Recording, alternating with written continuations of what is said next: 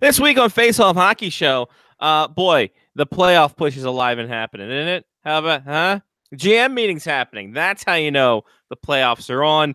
The NHL Alumni Association getting that sticky icky. And Brad Marchand trying to get Mitch Marner some money, some straight cash, homie. Face Off Hockey Show right now.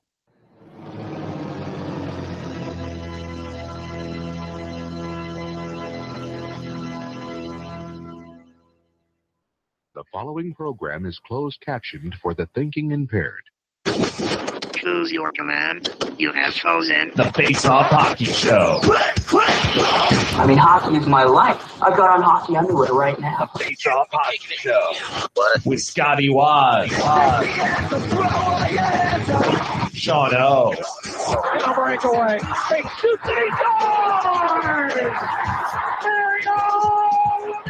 And the P-Boys, Johnny and Mark with the C. Yeah, baby. You believe in miracles? Yes! Here's your host for the Face Off Hockey Show, Scotty Waz. I have to keep remembering to turn on my microphone after I turn it off during the intro. There's times I forget that, and here we are. Welcome. I'm Scotty Waz. This is Face Off Hockey Show. I'm joined by Johnny P.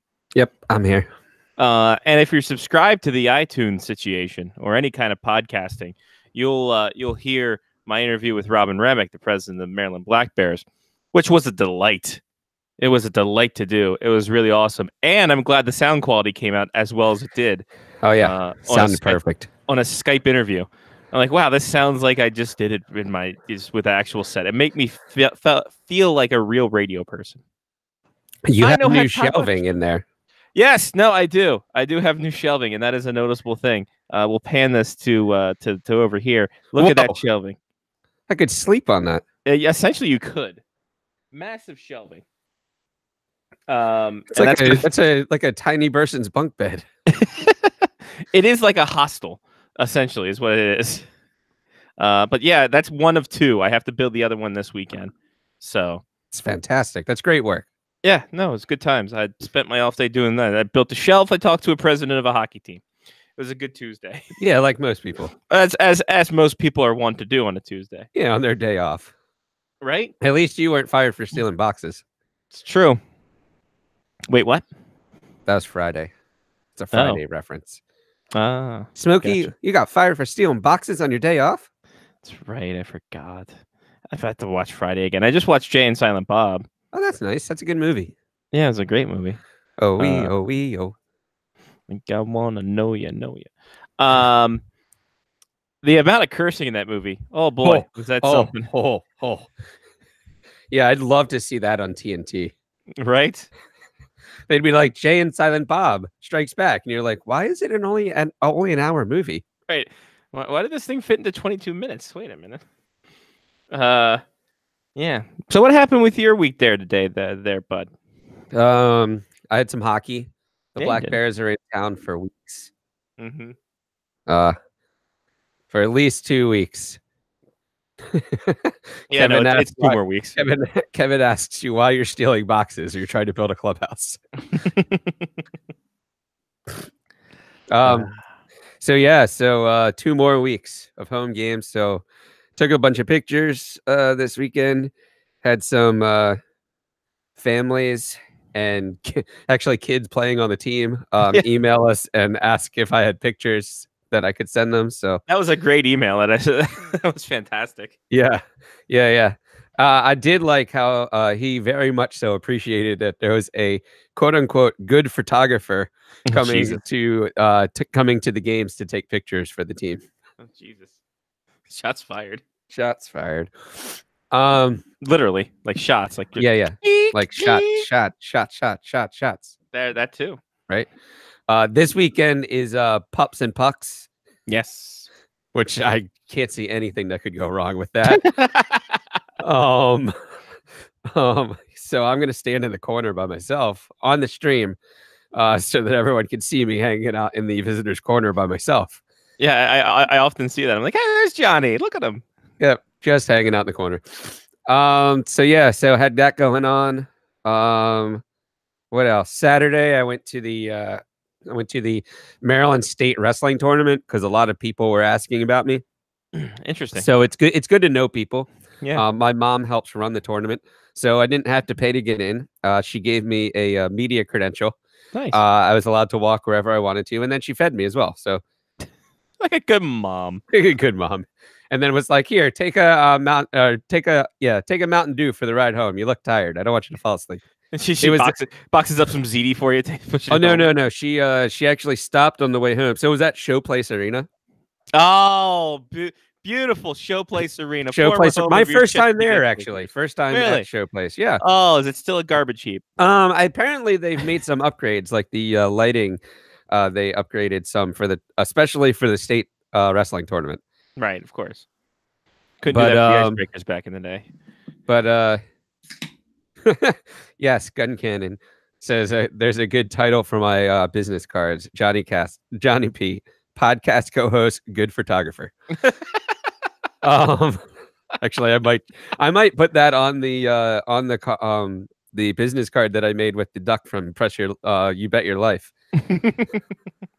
That was a great business That was a card. good one. I need to bring them back. We do. So yeah, I was at Showplace Arena. First time I'd been there. I'm not even in the tournament, and somebody's leaning out of a car yelling at me, "Patazzo!" I'm like, Jesus Christ, man. Wow. I haven't even made it inside yet. Guys, come on. But yeah, so I saw a lot of old like officials and coaches, and some parents were there watching their grandkids. Wow. I believe their son wrestled against Mark. But they talked to me like they knew me, so I was Sure. like, okay, whatever. What's new? Yeah. So I did that Saturday, but what I was getting at, and the reason that I mentioned that it was at Showplace Arena, was Friday night. My mom stopped at my house, used the keypad to get in, and dropped off all the leftover pizza. Nice. Saturday night, my mom stops at the house and drops over all the leftover baked ziti and meatballs. So I've got food in my house for like a week. I show back up from the Black Bears game. There's food in my house. It's like a food fairy showed up. Listen, I love your mom. She's great. She understands she doesn't have to be that on brand with the Italiano, right? Like No. She gets all these donations, and because I think she's Italian, she gets more donations from the Italian places. Okay, fair enough. Yes. Jesus. Kevin says that it was actually a cool place to watch hockey. It was a terrible Weren't you place. part of that team? I was a stick boy for the last season there. Yeah, that's what I thought. Yeah. It wasn't a terrible place. Plenty of seats still available. That was true for everything. Well, it's not really that big of an arena. No, it's really not. But they did have luxury suites from what I noticed. Yes, they do. They did. They had that for a while. I'm like, that's interesting. Yeah, it was like 8,000 seats, and then it was like, here's 8 luxury suites as well. Wait, what? Wait a minute, guys. Hold on. All right. But yeah, so that was basically my weekend. I had a sports-filled weekend. Nice. Good to hear. Yeah. So that went on. And then before the show tonight, I watched the NBC Sports Wired.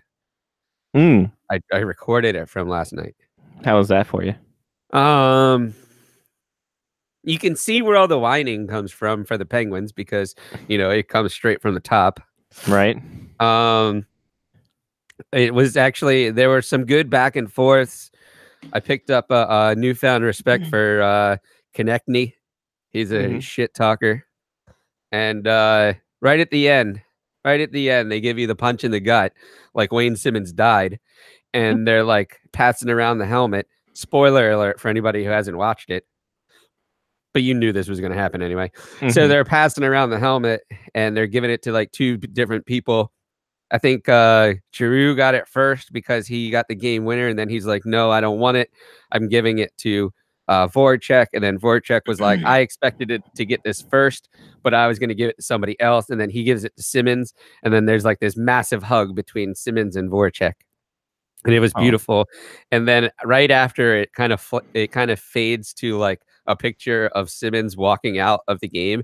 And it says Wayne Simmons was traded to the Nashville Predators 2 days later. And I was like, he didn't die. He just went to the Predators. Like, It was like the end of any movie where you're like, Herb Brooks never saw this movie. He lived it. You know, like he died. Exactly. He died before the movie. That's fine. Like You have Wayne to Simmons didn't die in the week between the game and this Wired thing coming out. Like half expect him to do like a Judd Nelson and put his fist in the air. Don't you? But yeah, I agree with Kevin said that Connect Me was hilarious. I agree completely. I have a new respect for him. I think they should do that more often. I think they should. But the best part is that it's a 3-hour game and they had maybe 30 minutes of content that they could air, and they were bleeping things out. Well, you got to. It's not that blue hour yet. Well, it was on at 11 p.m. last night. Yeah, that's true. And it is cable. So how's your weekend? I have worked all weekend for the most part. Jen's kids here, so they're out doing things. I did get a package last week, though. You got a package? That's my package, along with burger, cookies, and such. I'm gonna write this down real quick. Johnny P, podcast host, good photographer. There you go. Perfect. So I will doff this cap right here. So I got my as you sent me a nice little swag of the Maryland Black Bears toque. I did. Have you worn your socks around yet? I have not worn the socks around. The fantastic Maryland flag socks here.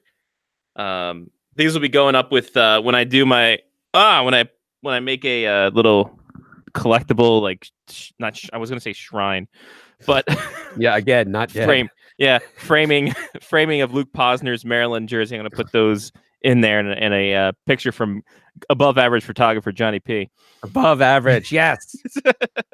Yes, not quite great photographer is what I'm really aiming for. Remarkably, there's a wrestler who goes by remarkably average. That's perfect.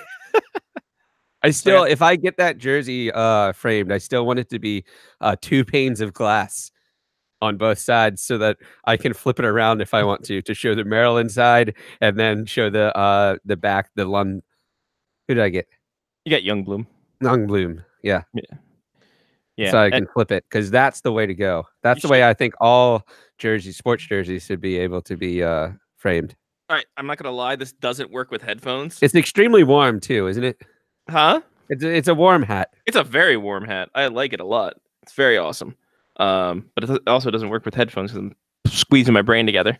But yeah, no, I think you're right. You have to get that like rotating sign kind of thing to go around and just keep it around your house and just have it rotating on a 24-hour schedule. Well, all you really need, right, is 2 pieces of glass and a built frame around it, right? And then both sides of the frame have to have hangers and then like stoppers at the top and bottom. And then you can like hang it on one side. And then if you like want to flip it around, you just walk over and you turn it and you hang it back up on the wall. Perfect. This is. I mean, it's simple. It makes too much sense. Somebody has had to come up with this idea way before me. Did we not look this up already? I'm pretty certain we did. I feel like we talk about the same things a lot. Yeah, we kind of go over and over. When I hit 40. That's what you guys have to look forward to. Oh yeah, no, I'm already there, brother. Don't you worry about it. Yeah, there's 2-sided jersey framing. Oh, well, that's perfect. That's all I want. There you go. I have to wait for Michael's to be 50% off though, because I'm not paying $600 for it. $229. Sportsdisplays.com. I'm sorry, home of the 229 jersey framing. I don't know where the 2-sided one lands in this. Yeah, sure it's not. Sure, 2 panes of glass. I mean, that's insane, right? Unless you get the glass from Piney Orchard, because it's got marks and scuffs all over it. It's true. And they said the second ring's going to be open by the end of the month. Ooh. Or by the end of next month. I don't know which. I talked to Murray this weekend, too. Wow, you had an eventful Blackberry weekend. I had a hell of a weekend. Didn't even go to a game. It sounded like Robin was ready to fly you home for a game. I know, right? That'd be great. Last 2 weeks, it'd be fantastic. He was like, "You need to come to a game," and you're like, "Maybe I'll start a GoFundMe account." Yeah, exactly. Hey, you understand that Grand Forks isn't a hub? So yeah, there's that, and video board. That was another thing that I took away from the interview. Video board at Piney Orchard. Even so much so that the adult leagues can have their pictures taken and put up on the board. That is awesome. I would enjoy that. just to see stupid Louis and his stuff. Just to see dumb Louis in a some kind of stupid video board. I don't even know if he still plays. Is he still alive? Louis, yeah, he posts pictures of his dogs on Instagram stories. It's great. Then he's still alive. That's good. Yeah, he's doing good. He's made it longer than I thought he would. Oh, hey, we all did. Like he's like 47 pounds soaking wet. Yeah. I don't know how it works. In any case. Yeah, no, I just worked this weekend and like I said, put together this monstrosity next to me over here on this side. It really takes up a lot of this side. It's much bigger than my dresser. So I like how you bought a second one. Where's the room for the second one? Oh, it's gonna be right over here where this is, and it's gonna go all the way over to the wall there. So you measured this out. Yeah, haphazardly. Perfect. And it took like 3 months to get it in there. Jesus, camera. It took 3 months to get it. And Menards, they sent me an email like, yeah, no, it's gonna be it's gonna be shipped. God, this is terrible. It's gonna be shipped here later this week, and you're gonna get it here by the end of the week. I'm like, hey, that's great. Listen, I picked it up last night, so what are we gonna do about it now? See, that's why you don't tell them, because you could have gotten 2 more. Could have sold them on the black market. Don't be racist. I've heard stories of people like getting things from Home Depot and going and picking up like a $2,000 workbench or something, and then Home Depot sending an email that was like, "Hey, you need to pick up your workbench. It's come in stock. If you don't get it by the end of the week, we'll refund your money." And then at the end of the week comes and they send their money back. Interesting. And I'm like, that's an awful system if people aren't like, or if people aren't actually going into your point of sale and saying, yes, this person picked up what they ordered. Yeah, what kind of tracking system? And the funny thing is, I sign for things. Well, you're in supply chain. Yeah. And I'm like, wait a minute. How is this system? Where is your system so I don't tell it for this new hospital? What can I tell? Yeah, you know how supply chain's supposed to work, and that's not it. No. You deplete it from the inventory and go from there. Right. Set a min-max and away we go. Of course, it's special order, so who the hell knows what happens to things? And then, yeah, I've been doing that. That's about it. That's what's up. This last weekend for North Dakota, last home weekend, most likely, they have to sweep the weekend and hope that Western Michigan doesn't sweep in order to host a home playoff game. Good luck to them. Good luck to them. Well, how about we hit some Muzak here? Got it. Why am I looking at Showplace Arena? Oh yeah. Who's down and out with some blues? Maybe some black and bruised. It's the Face Off Hockey Show injury reports. Only a couple injuries this week. Jesse Puljujarvi. No, we talked about his struggles with Edmonton this year, on and off again. Turns out there's a reason. He's having hip surgery, and he's done for the season. Oh, he Puljujarvi. Oh, there it is. So yeah, there's a reason why he wasn't being as effective as he was this season. His hip was broken. So that does hurt. Doesn't make your pivots that good, especially if you're supposed to be an agile skater. That's not going to be great for you. Jake McCabe, upper body injury for the Buffalo Sabres, and he is done for the season. While Brandon Sutter, he has a sports hernia. He's done for the season. Cam Ward, knee injury. He's out 7 to 10 days. As Colin Delia. Hey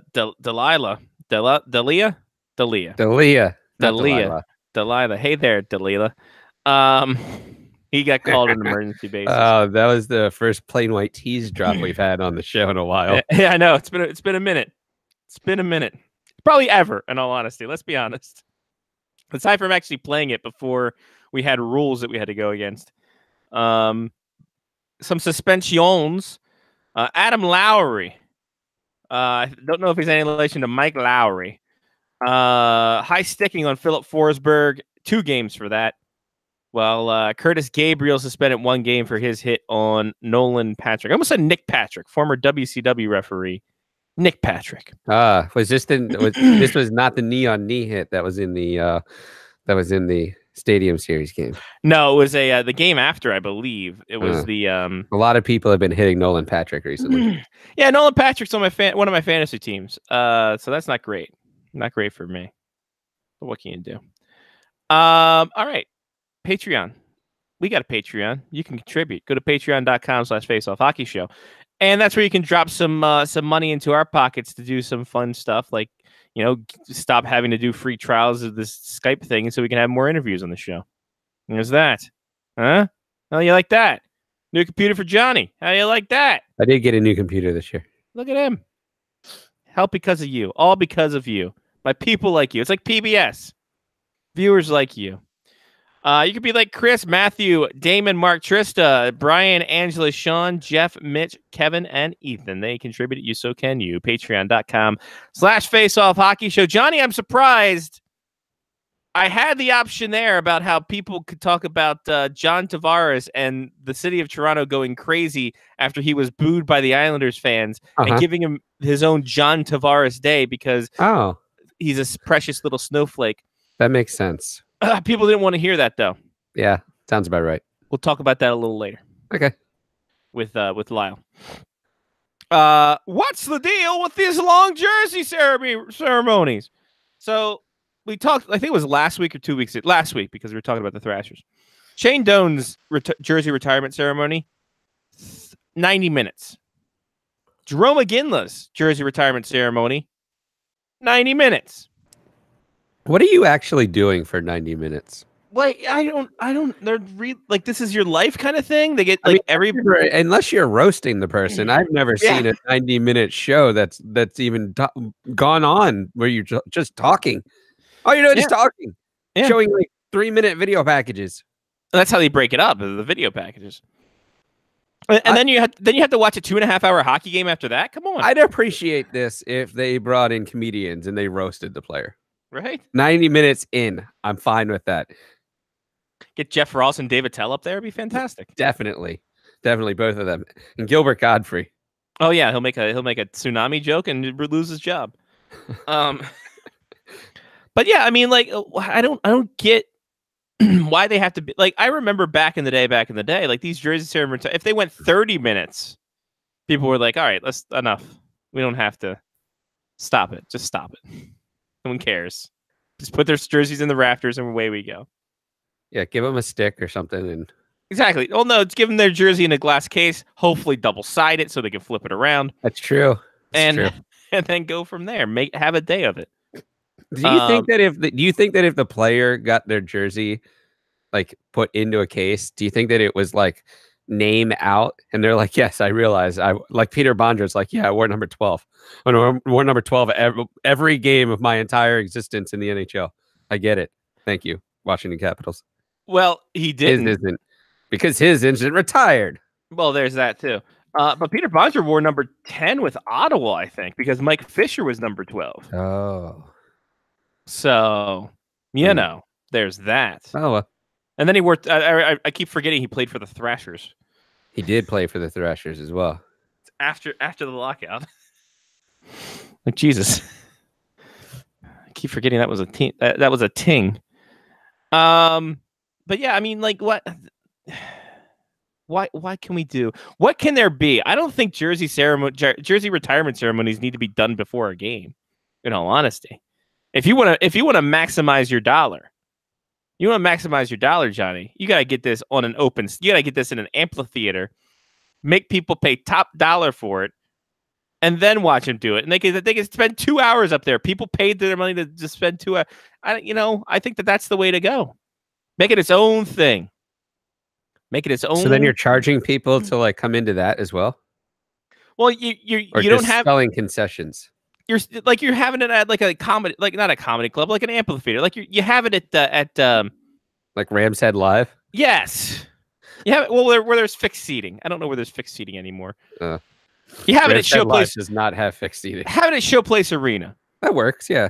You just have it there, and then the people who I'm gonna go back to Showplace Arena. Sure. Why not? I'm pretty certain I parked in one of the stables. Like I was that far away. I was like, I have no idea how I'm getting back to my car. But there's a horse here, so I'm just gonna ride it to the front. And so like I was like, what in the how does this place why is there this much parking? Why is it in PG County? The arena's not even that big to have that much parking. Mm-mm. Nope. But I understand though now, because if they have to park horse trailers, they take up like 4 spots. Right. Surprised people didn't confuse you for a jockey. Yeah, no. You really had one or the other with the wrestling tournament and the horse stables. Right. Yes, I couldn't have gone wrong actually at that point. But like I'm saying, you go to a place that's an like hell, like I don't know, go to like Georgetown's auditorium or some shit. Sell seating there, and then away they go. They have a thing. You can have a 2-hour thing. You can have the roasting. You can have you're not impeding a game, and additional revenue for the team. Maybe that's just me. I don't understand why they have to be that long. Yeah, I know. Like, no, is you're it right. is it like the is it how you have to like praise everyone now thing where like I don't remember in the 80s where they had video packages for players when they came back to the city for the first time, but that happens that's literally fucking all the annoying. time now. I do remember that when like Wayne Gretzky showed up in Edmonton the first time, because I watched it last week or over the weekend, that the Edmonton Oilers fans gave him a standing ovation during warm-ups, but there was no video package. There was no, barely like, a video board in Edmonton. Let's be honest. that's true. That's true. Maybe that's the reason. Maybe now we've gone HD for everything, so Yeah. people have to put content on there. Matt Duchene played 118 games and had 107 points for Ottawa, and he got a fucking 3-minute video package. It's probably all 3 minutes where he was good. Right? Hell, Keith Kincaid played 151 games and got a video package as a backup goalie. So that was last night. Yeah, I don't understand the video packages I get for like who would I even say? For Like Eric Jay Carlson. Beagle. Oh yeah, Jabeagle. Jay Beagle coming back. That he deserves a video package because he was part of Yes. the Capitals organization for like 450 years Yeah. and won like everything he could have. And then got paid after winning the Stanley Cup. Let that man make his money and give him his 3-minute video package during a TV timeout and make it happen. I get Mhm. that. I understand that. But I don't need a video package for Alex Chason. No. There's Like, only I'm so many sorry. times you can see him walking in a suit and in a suit in the press box. I'm sorry. Like, see, AJ chimes in. He says he thought it was overkill when Jared McCain got a video package from the Panthers, which got played right before Nick Bukestad got his. Yeah, of course. Jarrett McCann should have just gotten, like, when he returned to the AHL, he should have got a video package that way. It's freaking ridiculous. Yeah, I don't get it. I think that I think we've reached the point where there's too much content. Yeah. Is what it really comes down to, right? like cool. We got video packages on video packages. I heard you like video packages. Yeah. It is. And they have to film everything they do outside of the ring, too. It's like, oh, all these children hospitals, and that's fine. But Christ, I don't need to see Matt Duchene playing a guitar at open mic night for his fucking package. Unless he's singing Blister in the Sun. That'd be great. If we can get him to do Flaming Lips cover. I'm all for that. I'm all about that life. Yeah. Like Sean Leahy in Philly. Right, when Sean Leahy got his video package. Yes. And we need to ask Sean Leahy if he got a video package when he came back and met Wyshynski for the first time. Oh, that'd been great. He broke up. By the way, that son of a bitch is moving to the West Coast. I saw that. Oh, what a guy. That means he won't have an East Coast bias anymore, but it also means we won't see him ever again. Well, Only Those- draft, which is normal. I was going to say the odds are we were only going to get to see him once a year anyway. So yeah, I mean, like the jersey, and that's a great point about the video. But like everyone gets an effing video pack. I can't. No, tired of it. Just let him be. Like they play. Just do it. Hey, everybody, he's back. They did one for John Tavares, and people were booing over top of it. That like warmed my heart. I watched most of that game. Like, oh, that's great. That's some good You know, it was funny. I was going to watch that game and then I forgot about it. Like, that's how much I cared. Right? I was like, yeah, I probably went to sleep early. Like that, like I wasn't even doing About right. anything. I probably was just like, I don't really care that much. I'm tired. So yeah, the jersey retirement ceremonies just need to stop. Like, do it at an amphitheater. Like I said with the All-Star game, make the All-Star game like a Comic-Con thing. You have a little like interactive, like a fan fest. Do a 3-day fan fest. What's wrong with that? No one gives a shit about the All-Star game. You rotate it around the cities as you usually do. Cares? Players don't get injured and aren't bitching about the stuff, and then you don't have to suspend people for not going. It's a very true statement all around. Don't give them video packages and make the jersey retirement ceremony an extra thing for extra money. Do it that way, teams. Or make it something really cool. Give it to your season ticket holders. There's that too. You know what? That's not a wrong thing either. Right? And if the season ticket holder doesn't want to go, they can sell the ticket if they want to. Right? That's just it. Yeah. I mean, hell, you want incentives to buy season tickets. There you go. You can see a jersey retirement. Maybe. Possibly. You can't retire one a year. Who's the next Cap to get retired? There's no buzz about Caps getting their jersey retired.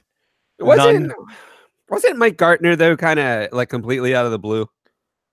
A little, because he had no since 87, 88. I remember distinctly that Mark asked me, "Hey, you want to go to the Caps game tonight?" And this was during his recovery from knee surgery, the first one.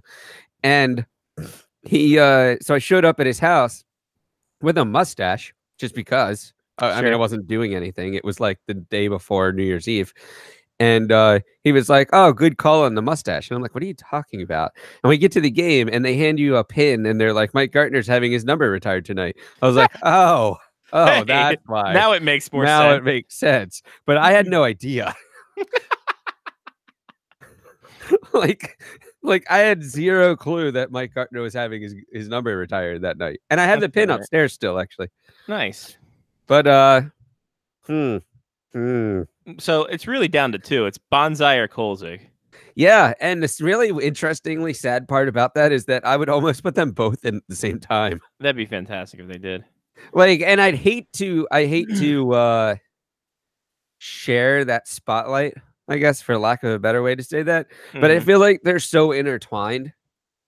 Like they were both the backbones of that team. Like I feel like they should be together. And they kind of blossomed almost at the same time too.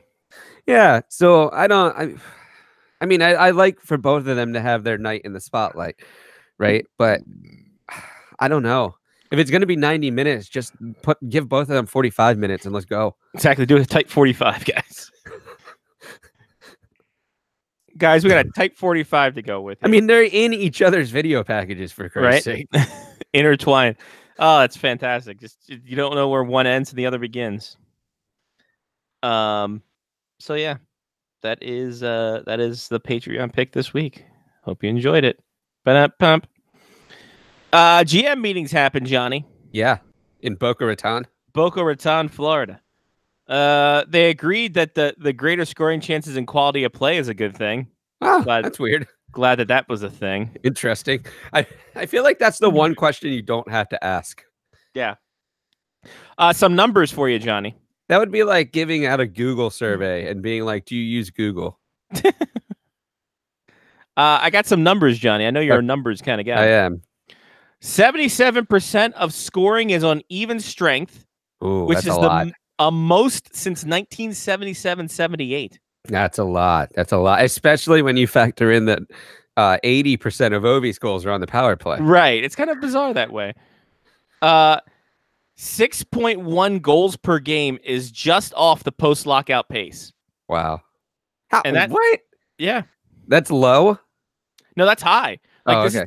So when they open up the game in 2005-06, yeah, it's just below the pace that they had there. Wow. Okay. They said that there's going to be no playoff changes because it's boosted ratings and increased divisional rivalries, though people in the Atlantic Division are bitching because they have 3 of the top teams in the East. Oh, welcome to the Metro Division. Right, exactly. Enjoy, folks. Isn't this what you wanted? You wanted more rivalries, and now you get it, and you're bitching about it. Go fuck yourselves. Yeah, but they're not actually playing on rivalry night, so No, Caps and Flyers tonight, rivalry night, guaranteed win night for the Caps. Helmetless player. They're looking at possibly having helmetless players go off the ice if they lose their helmet. It's something that international hockey uses. you mean if their helmet falls off? Yeah, if their 'Cause they helmet can't falls lose off. their helmet. It's on the ice somewhere. Right. If their helmet falls off during play, they have to go to a bench, lest a penalty be called. I'm fine with that because I'm what good it's with that. going to do is it's going to make people actually put their helmets on correctly. Right? It's going to make it nice and tight. Tight like a butthole. Well, okay, so that was a little far. So they Mark says he'll be a little late. So Par for the course. they already give you a match penalty if your jersey's not tied down Mhm. and you get into a fight, right? Like that's a thing. I think it's a isn't it? 10-minute misconduct. I don't know if it's a match. All I right, think maybe a it's 10 minutes. Okay, fine. Yeah. But there's still something There's still literally penalty. in, Yes. there's still a penalty that says if your jersey comes off and it's not secured correctly, you have a penalty. But there's nothing so far that says that your helmet has to stay on. Right. Which in a league that like is so against concussions, it's insane to me that like there isn't a rule that says we would like you to keep your helmets on the entire game. It seemed like something, right? That seems like a thing that should have been first and foremost. Interesting. Oh well. Well, maybe they're getting it. They're finally getting it fixed. Okay, but I would like to also add at this point that if they're making the rule where if your helmet comes off, you have to like leave the ice, can they also make the rule where if the goalie gets hit in the head with the puck, the play stops?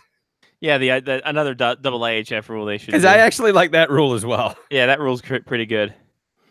That's a pretty good rule. So yeah, that should be a thing. I don't know why it hasn't been, but it's the NHL. So what do you expect? Why do I have Berman in my notes? Were we talking about? We were talking about the time where Berman was supposed to be our legal counsel. Yeah, boy, did he fail us. Yeah, jerk. Johnny, it happened. 8. Count them 8. 8 is not enough for me, though. Make it 8. Makeit8.com. Philadelphia Flyers used their 8th goalie of the season. Oh, Cam Talbot appeared in a game, ladies and gentlemen. Oh, thank God. A new NHL record. Well, they have 15 games left for the over, right? They have 15 games to complete that over. Oh, that's going to be tight. It's gonna be interesting, especially if they start flailing down the stretch. Like, who else is in their system that could play? Nobody, I don't think. Because everyone's played this season. Yeah, essentially everyone has played. God, it's almost too bad there can't be a goalie on waivers. Right? I'm kind of pissed they didn't pick up Michael Leighton when they could. That would have been great. Pick him up, bring him back for like another kick at the can. Pick him up like right before the end of the season so he could play one game before he retires as a Flyer. All right? And get the over. Get Neil Little back from his scouting job with the Panthers and then have him have a time with it. Well, I mean, they got their record. Yeah. But they're still going to be under, which is what I said. Yeah. I still got faith. I'm not going to lie to you. You got to have faith. I gotta have faith. Where did I look at who the hell the Philly Flyers have used so far this year? Is that a hockey reference thing? Maybe, possibly. Well, there has to be a roster, right, with games played. Yeah, but trying to navigate. All right, here we go. So the 8-player. Oh, I found one.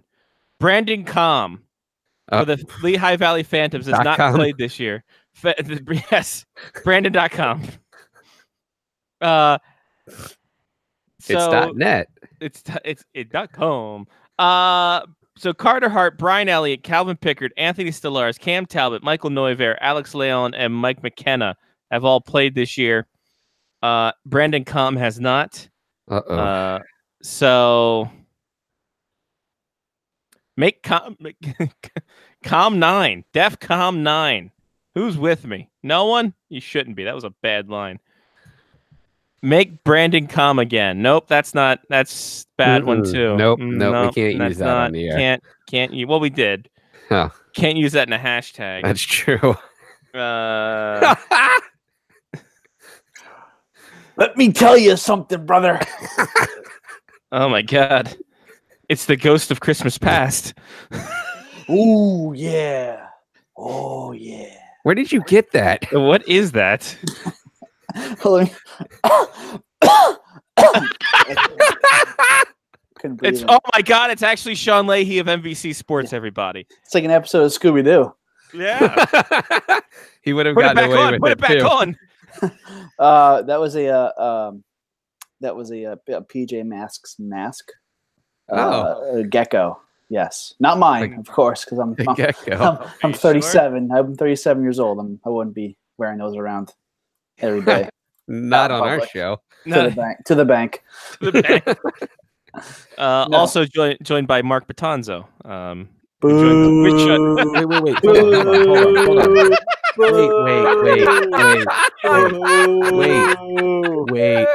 Wait. I didn't Great know Mark timing was by coming everyone. too. Boo. Mark's Where's coming the too. material, Target? Hey, listen. Easy. It's not John Tavares night anymore, Sean. You can calm down. I'll throw more than snakes at him. Well.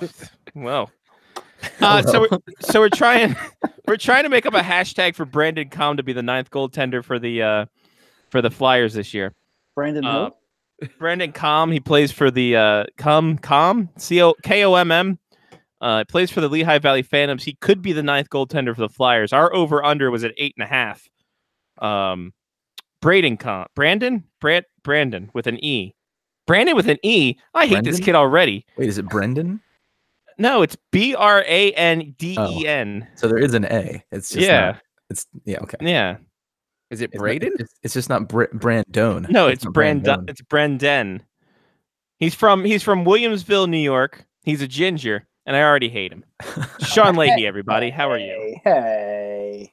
Sean Leahy got really mad last week for not showing up, and he told me he wanted me to blind copy him on the link for the rest of the time, and he would just Smart. run in. Just run in whenever. Well, I mean, in that case, why do we need to blind copy him if he's included every week? What's the difference? Right, exactly. Why do we need to blind copy him when he just can show up in a white room? Because he wanted to run in without people knowing. Yeah, but if he's on, And he got every really email- mad last week. I believe Never mind. last week the words were, I wanted to come up. I wanted to come in, but then someone was a dick. My kid, yeah. I figured as much. Oh man. So the Philly goalie record's a thing. 2 questions for Sean Leahy, who attended the John Tavares Day. Well, the John Tavares game in Long Island, not John Tavares Day in Toronto. One, did you get a video package for Wish in his leaving? And 2, how hostile was it? Like, did you feel like armed guards should have been called for this event? Well, one Wish didn't bring trail mix, so it was a good send off for him once again Right. for getting to bring trail mix. But actually, I was kind of surprised that it didn't get as bad as I thought it would inside the arena. Like, obviously, they booed him every time he touched the puck, and it was pretty loud when they came out for warm ups and just in the beginning of the game, and they had plenty of "You're a liar" chants and. We don't need you. Yeah, we don't need you. And when Anders Lee scored, they were chanting, "That's our captain." But in the parking lot, I mean, they were burning jerseys. They were running them to stay over. warm, though.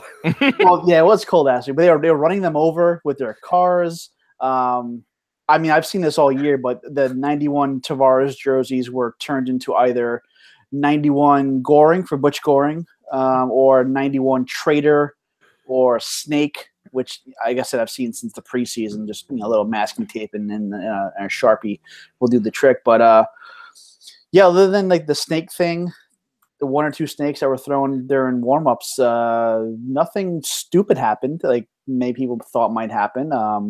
There was definitely a few extra beefy men around the tunnel where the Leafs go on and off the ice. But other than that, I guess it helped that the Islanders obviously kicked their ass, and there wasn't a lot to complain about other than Tavares. So it was a pretty happy night all around for them. But yeah, it was interesting. It was fun. It's part of me feels bad for Tavares because it should have been a happy homecoming, but obviously the way he left Islanders fans rubbed the wrong way, and they had every right to express their emotions like that. So I have a question. Let's say that Question mark? Hypothetically speaking, Mhm. well, maybe not even hypothetically speaking, was PK Subban ever the captain of the Montreal Canadiens? No. No. If he were, and Mhm. and he departed the team in the same manner that John Tavares departed the Islanders and came back to Montreal, and the Montreal fans were burning his jersey outside of the building and doing everything that they did to John Tavares. Yes, this Mark, it would have been a racist. Yeah, that's what I'm saying. Why is Yes. why is this okay? This isn't okay. You can't. It's like threatening the person. They didn't burn it in the arena. Yeah, but Well, it's still not okay with It's me. also like, we all knew this was coming because Islander fans were upset and burning jerseys since July 1st after he signed. So it's been 7 months of this lead up because the game was so late into the season. And actually, originally, if you guys don't know and don't remember, this game was originally supposed to be at Barclays Center. Yes, because Mark hated this idea it was moving in the middle of the season. He thought it was egregious that they would move it, even though the schedule already said it was going to be at Barclays Center. They only did that because last Tuesday they played the Flames at the Coliseum. So to make it, I don't know why they didn't do this originally, but to make it easier for like the equipment staff, they keep the stuff there for 3 days, Tuesday, Wednesday, Thursday. That's why they moved it. But like I said, I don't know why they didn't do that originally. They needed a week and a half to get the ice back in playable shape. That's why. Let's be honest. Well, it's funny. Right after the game and after an hour and a half after the game ended, I was up in the press box writing my story. There was a beer league on at the Coliseum, which happens a lot. Like 11:30, there's a beer league that comes on and they play games. So imagine you're there at Tavares night, one of the most emotionally charged nights of the season, and an hour and a half later, you're playing on that ice and you're with your buddies in beer league. One of the gentlemen who was playing in one of the teams was wearing a Team Europe World Cup jersey. So salute to you, good sir. And he the might have story, actually played for Team Europe. yeah, I was going to say the story of that guy is going to run next week on NBC Pro Hockey Talk. So I watched the NBC Wired before the show, and I did not see you mic'd up. I was kind of bummed, actually. I was expecting to hear a little bit from Sean Leahy on the Stadium Series game. Well, if you watch the last 5 minutes of the game and how they went, it would have been a lot of bleeps.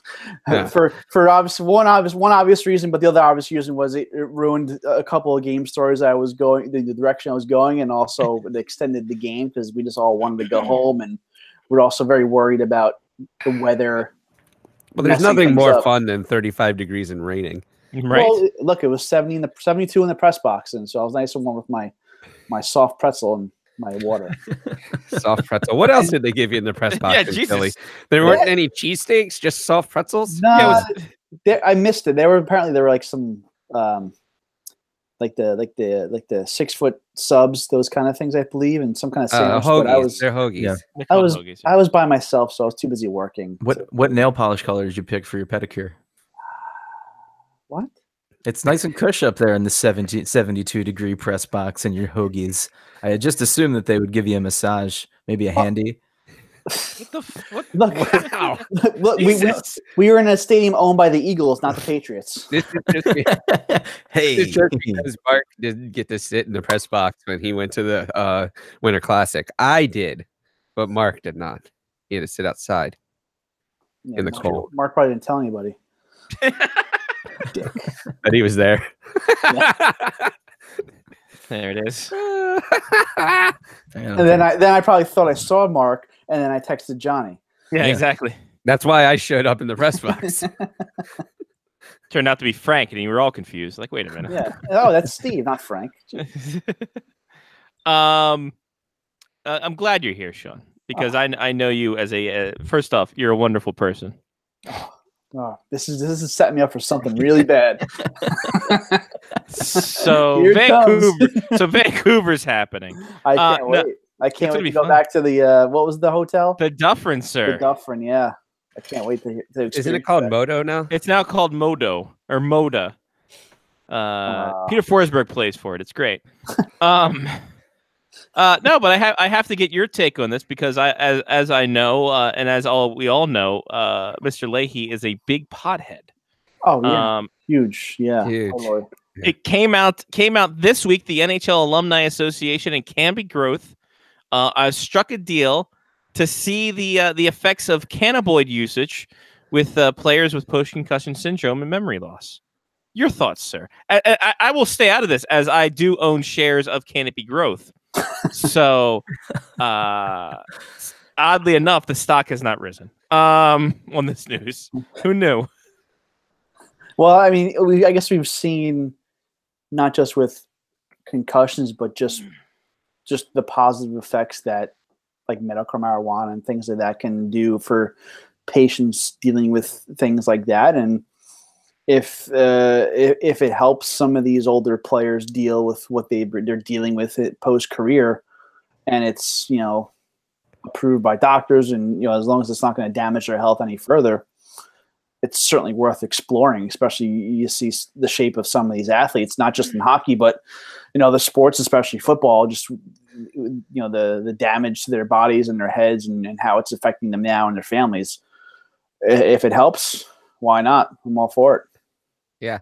Leahy saw the effects of pot around the arena at Verizon Center last year in the summer. Yeah, Capital One Arena is a big pot center. I mean, Capital One. Like every night I was out there, especially when I met Johnny, it just smelled like weed all over the place. So I guess I know obviously it was a joyous time considering the Caps were winning the series and went on to win, but man, it's a hot spot.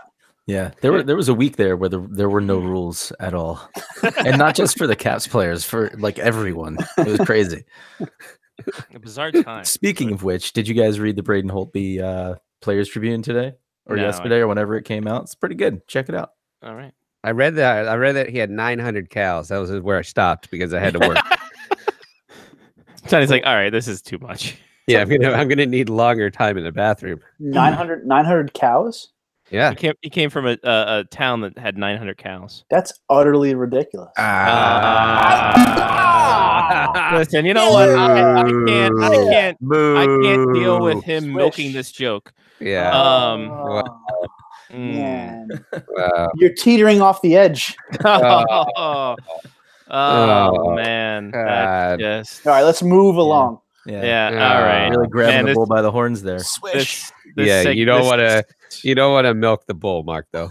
Right? No, you don't. Definitely not milk. You can get a great look at a bull by sticking your head up a T-Bone's ass. Wait. Man, sounds like you got a lot of stake in this joke. This segment has turned to cud.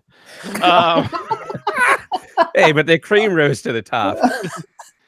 Oh yeah, brother. What else can you get from a cow? I don't know, leather. Oh, and we're back to Vancouver. Yeah. Comes full circle. That tranny show's going to end any minute now. Wow. Yeah. Okay. Well, we're here now. Don't worry about the Johnny, music. The training show will end in about a half an hour. Johnny, what do you think of the Wired mic'd up show? I liked it. I think that they should do more like that. But I was saying earlier that it was extremely interesting to me that a game that went to overtime, where they had at least 3-4-ish hours probably of footage. It was condensed into like a 38-minute time slot, and they like had to still bleep things out. Yeah, well, I mean, you get those two teams, you get to bleep a lot of things, and I talked to the coordinating producer of that last week, and how'd you ever get access? I pulled some strings, But he just walked into his office. but he told me like he usually works on NFL and Olympic stuff for NBC, and he told me like this is like one of the most adventurous, but like just one of the boldest things that he's been a part of as far as putting together a show. Just you talk with the amount of cameras that they had, and they had 12 people mic'd up, 4 from each team. The coach, LaPierre, Sullivan. He was good. Yeah, LaPierre was good. They had so many good cameras, and and obviously it helped. The game helped the show because there was plenty of drama. You had the Simmons hit on Dumoulin. You had the Simmons storyline of him leaving obviously 2 days later, which nobody knew what was going to happen. And Yeah, I did joke around about how it was like he died at the end because they like do the whole thing and then they show him like walking out and it's like Wayne Simmons got traded to the Nashville Predators 2 days later. I mean, he went from Philly to Nashville, so it is like going to heaven, right? Food's better. Food is Music, better. music probably not so much. Stupid accents. When you're 3 hours into being down on Broadway in Nashville, the music sounds great wherever you go. I don't know about that. I do. will. I do. Okay, I well, do. Yeah, I mean, the last time we were in Nashville, things were different, Scotty. That's true. Things were very. I was telling people to play in traffic. Was that the Sergei Krivokrasov era or that far back? This was for the draft. This Yeah, was back when 03. the NHL used to give the media things, and they gave us a country CD. Yeah, it was kind of great. Oh, well, you know what they give us now? They give us every stadium, every outdoor game, they give you a winter hat, and every like the Stanley Cup, they usually just give you like a zip drive. A zip drive. Last year it was a referee zip drive. Let me find it. Here, this is the referee zip drive. Oh, that's adorable. That's and- great. Hey, And then you pull Gotta his keep head it in off. your pants. It's not an Oreo. I know, right? I'm like, oh damn. Now you're gonna have to find them on eBay. I know, shit. You're not kidding. That first off, that's a lie because of the Stadium Series. We got actual like dad hats. So, what is a dad hat? so it's like a hat. It's a hat that's like flexible. Like It's got- a flat braille? yeah, no, like a. Oh god. Where do I have a dad hat? Is it a Like newsie? this is a dad hat. Like it's just an old hat. It's got like a Velcro back to it. It's just you're going out and cutting the lawn. So it's like a hat. It's a hat, but they call it a dad hat, Sean. I've never heard that. What? I've never heard of dad That's a hat. style, man. If you listen, as a hat connoisseur, the dad hat is the big thing. God, everyone's here. Oh my god, all the Warriors. But yeah, no, the dad hat's because everything's a dad. There's a dad bod, dad hat, dad joke, and it's all kinds of things. Patriarchy is back, guys. I'm proud that we finally got it back. I'm so glad we finally got it all back. I'm a dad. I've never heard dad hat. What? That's because it's just a hat. Yeah, exactly. Touche. To me, it's dad hat. Yeah, that's why people in Sweden call Swedish fish fish. Like it's not new to them. Like Yeah, they don't need to. Belgian waffles are just waffles in Belgium. Actually, Belgian waffles are bullshit wherever you go. Well, look. We're gonna get look, back on that. They look. Well, don't we call American cheese American cheese? Why don't we just call it cheese? No, I don't. I just call it cheese. Yeah, I call it cheese. Actually, I call it shit mostly. But I then you probably I got only to eat specify. provolone. But then you got to specify. Do you want provolone? Do you want cheddar? Yeah, I'm a provolone Well, how do I know that? You're just saying cheese. because I'm Italian. It's true. He's Anytime Italian. someone asks me if I It's want cheese, assumed- it's either Parmesan or provolone. It's Let's be just- dead honest. And if you ask me if I want Swiss, I am going to punch you in the face. Scott, Like there's Yeah, two yeah, smart. options there. when you lived in Calgary and you Yeah. asked for bacon, what did you get? I got crispy Ham. bacon. A whole pig. You got regular bacon, not Canadian bacon. No, because that's called back bacon. There we go. It's called a back bacon in Canada. And we bring in our back bacon expert, Lyle Richardson, of SpectresHockey.net and thefarmreport.com. That's not a real thing. Hi, it's called back bacon. First off, have you been part of the NHL Alumni Association? Is Yeah, that why it's Lyle. all blazed up? Lyle's Like, it's- camera is a little foggy. Yeah. I don't know what's happened here, guys. Hanging out with Snoop Dogg. Yeah. It's all. I don't know. I've tried to All the clean it. haze. Look at It's- that. Lyle, Canadian bacon's just back bacon, right? Like that's what we call it up here. What we call it up here. I'm fucking North Dakota. What am I talking about? Look at Calgary 2 weeks ago. Stupid. Yeah, Canadian bacon is otherwise known as back bacon, but for Americans, it's called Canadian bacon, Exactly. and regular bacon is just regular bacon. It's bacon. Anywhere, it's just bacon. Bacon. It's bacon. The bacon with the bagels. There you go. There you What go. other stuff do we got to talk And about here? Belgian Said you waffles, wanted to we talk still to Lyle about something earlier, so we can get the whole crew in on it. What the hell were we going to talk to Lyle about? I don't know. It was on the rundown. Shit. Oh yeah, no, the Tavares thing. That was what I wanted to talk to Lyle about because I was talking about it later. So Lyle, first off, we have one person who was at the game in Sean Leahy, And then we have a person who lives in Canada where they declared it John Tavares Day in Toronto because please like our snowflake. Boy, was that a turn of events that they're just like, he got treated badly. They shouldn't boo our player. Here, have a day to yourself, John Tavares. That was embarrassing. That was really, really embarrassing to see that. And Don Cherry's probably praising it because he loves his good Canadian boys. Let me tell you, he grew up in the Oshawa Generals at London Knights, won a Memorial Cup there. Hey, he's a good boy. Can't have fun in Carolina. They're not trolling in Carolina. You know, that's about as lucid as Don Cherry would have sounded all season long. Yeah. Because I'm worried about Don now. I mean, if he was your grandfather and he talked like the way he does now, you'd want him in a home. Seriously. I mean, he doesn't talk in complete sentences anymore.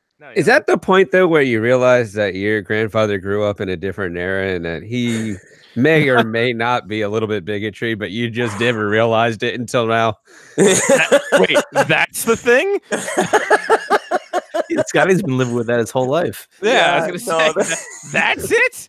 That was that was like 42, and like when I realized that that maybe I shouldn't use that. About 25, 30 years ago, you would have realized that that he would have had some bigotry. But now he's at the stage where what you would have put up with it back then, because at least he would have tried to kind of couch it a little bit. And now you're just like embarrassed to be around him. Dad, why'd you call our mailman a stupid dago? Is he from San Diego?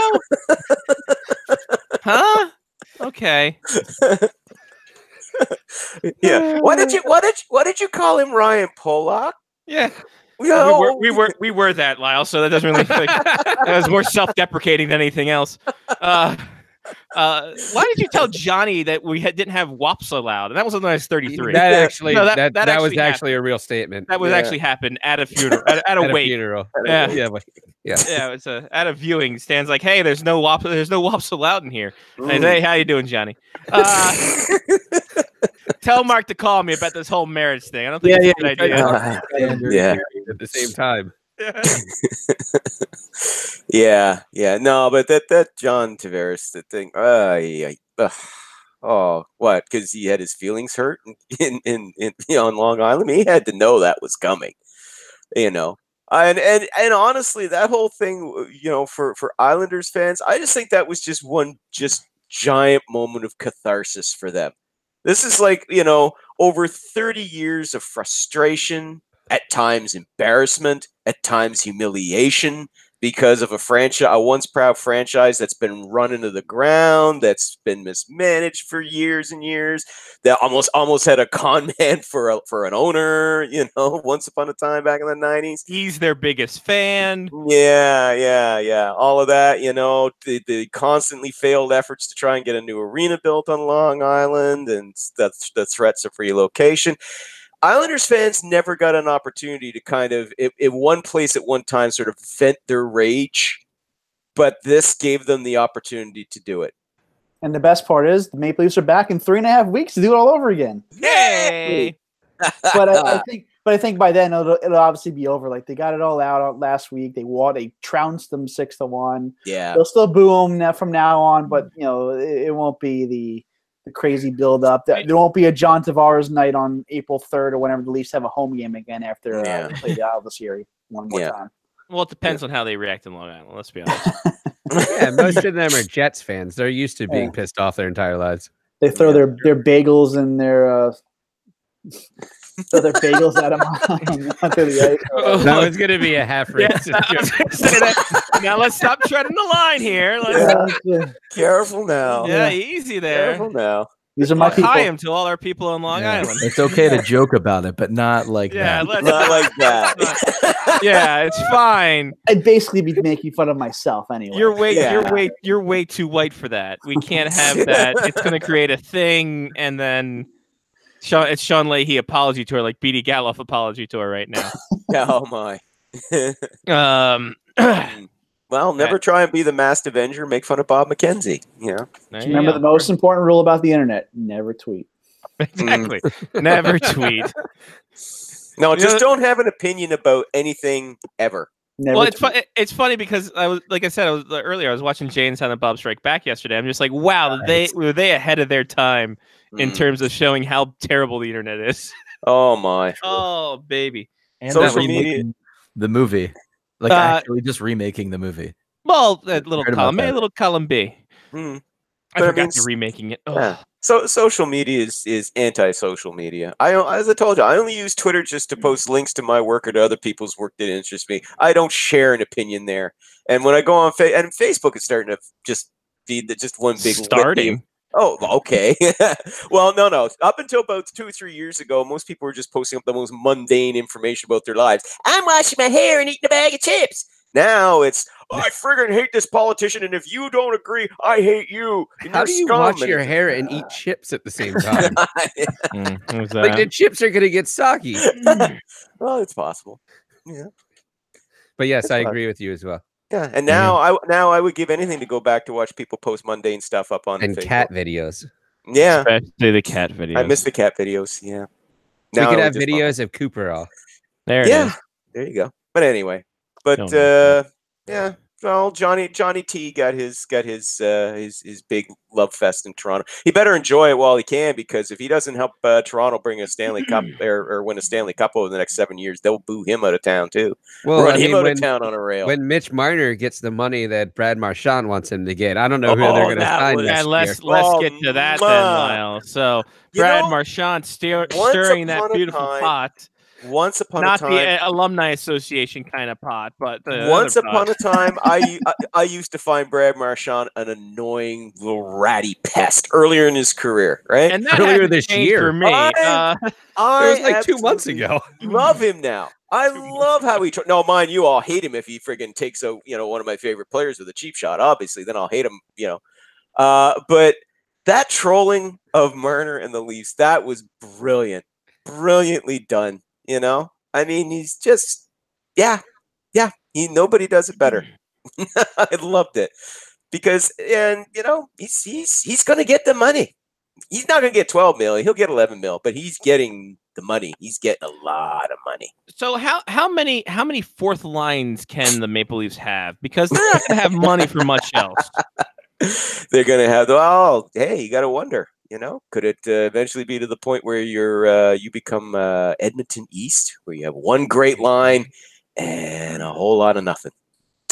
Because they're going to have, starting this summer, every trade they make is going to be to cut costs. Mm-hmm. Every Man. trade they make is not to get better, it's to cut costs. You were this close to. I mean, you could have just went with every move they make, and then we could have been Yeah. off to the races. But here I we know. are. Yeah. But, that's there me. I'm old and I financial fair ruin play shit. in That's hockey? my job now. What's that, Johnny? Is there a financial fair play in hockey that allows them to not overpay themselves? I know it's a salary cap. I get that. Yeah. But I'm trying to make a soccer reference. To bring Sean Leahy back into this. There's a salary cap, Johnny. All right. Good. That's good. Good work, Sean. And at this rate, the Leafs won't even be able to afford a fourth line because Tyler Ennis is going to get like $10 million next year. The guy has a hat trick, and everyone's Oh my God, I know, right? It's like, whoa, let's just dial it down a little bit. He got a hat trick. Yeah, he's feeling better about himself and life and everything like that. But let's just Let me break this down from a fundamental standpoint. As it sits right now, the Maple Leafs have $46 million tied to 1, 2, 3, 4, 5, 6, 7, 8, 9 players, 9 forwards. $15 million assigned to 5 defensemen, and then $5.75 million to 2 goalies. And what's your grand total there, Scotty? That is $73.4 million. Now deduct the 5.5 for Nathan Horton. Okay, that's 7. Well, I didn't even include Nathan Horton. And also the Phil Kessel money that they're still retaining, right? Yep. That includes that. 1.2. So yeah, they're about what is it? 68? Don't forget the ceiling will probably be like $83 million next year. Right. So 80, this is drop her this is- down to 82. Yeah, 82. this is based on 82. The Canadian dollar being where it is. Oh yeah, it's drop it from the 83 projection down to 82. It'll still go up, The but it's point not going is to hit just 83. they got 16 players signed for 73 and minus the 8, so 78 or 68 million. 68. There ain't enough. There ain't enough. There ain't enough because- of that wonderful duff. Yeah, there No, is. no. It's going to be. They're going to be pillaging the Marlies. It's falling down. Jeremy Bracco, Andreas Borgman, Timothy Lindgren, Because 60, Tyler because yeah, Rosen. oh yeah, because they're gonna have to, because once Mitch Marner gets his 11 mil, which bumps that now up to what was it, 68? You said It just pumps it up to 79. 79. Jesus Christ. But let's be generous. Let's be generous, Justin and let's Bourne say coming out of Mitch retirement. Marner actually takes one for At the this, team. at this point, they might have to sign Jason Bourne. Yeah, really. But let's just assume he takes a hometown discount, because I hear that all the time. No way, he'll take a hometown discount. It won't hit 10 million. Okay, let's assume he'll take 9. So 68 million plus 9 million is how much? $77 million. And you will be operating under a cap of how much? 83 million? No, drop her down. 82 million. Thank you. And that leaves you with $5 million to do what? Resign Kasperi Kapanen. And what? Andreas Janssen. And what?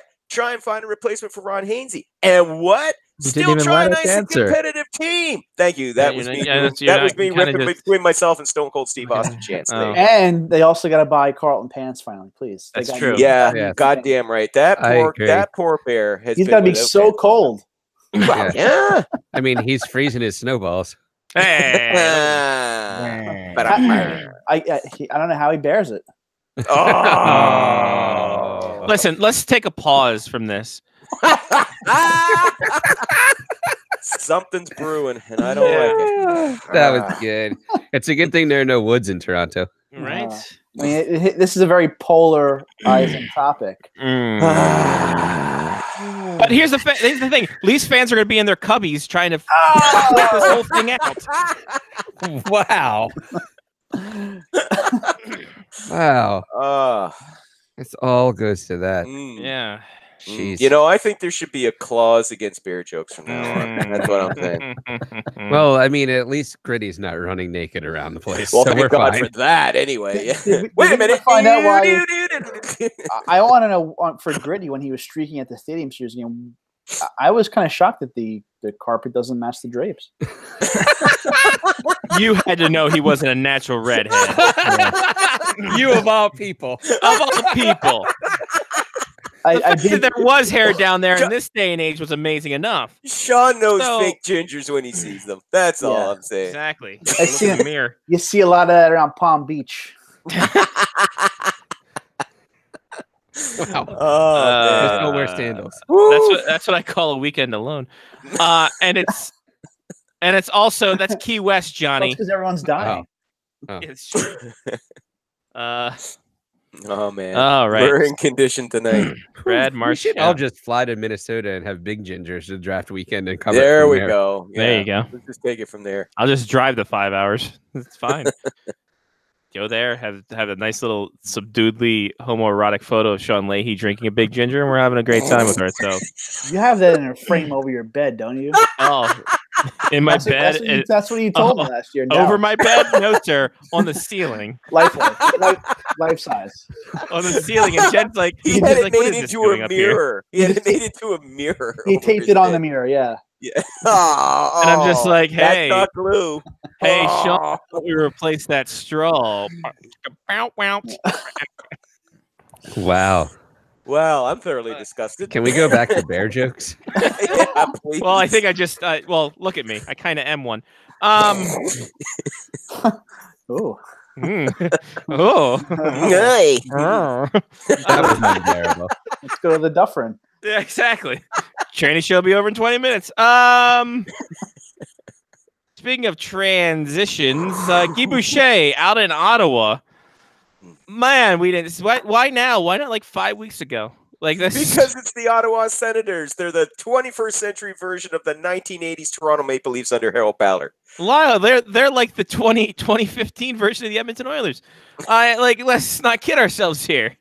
Oh yeah, which team has it worse? Actually, Ottawa. At least Edmonton, you get the sense they actually are trying, and they do have a couple of superstars. Whereas in Toronto, Ottawa, not Toronto. no, Toronto well, too, Toronto, kinda. Ottawa, and Southern Ontario. It's all the same. Toronto will be back to being like Ottawa in 5 years. Yeah, give it time. Wow. Uh, Bold but prediction. trying to dig my way out of my. Good thing my that's not predicament going to be there. on the internet. Right? Yeah, really. But oh god, yeah. I just like the fact that after the firing was done, Pierre Dorian, the general manager, marches into the dressing room and tells the players, "All right, from now on, no excuses." Gee, Pierre, you think the fucking barn door is closed and the horses are gone now? I mean, come on. What And then was he the realized point that of none of the players were in there because it was an off day. Yeah. Like, oh. It was actually the training man. staff in there, and Yeah. he doesn't recognize them because there's been so many changes. It's just they're all sitting he- there going, "What the hell was that all about?" He thought- I he don't thought know. Gu- Just he thought- nodded he- and smiled. Thought that Gus was sharpening the skates with a third line wing.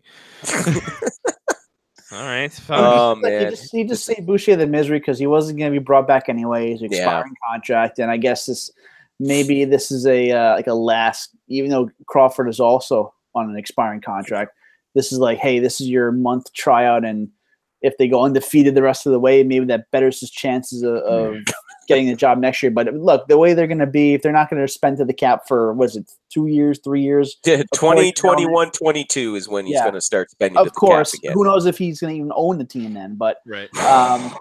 give it to an AHL guy like Troy Mann, their AHL coach in Binghamton. I would say Dallas Eakins, but he'll probably be promoted Ducks. next year in Anaheim. Ducks, yeah.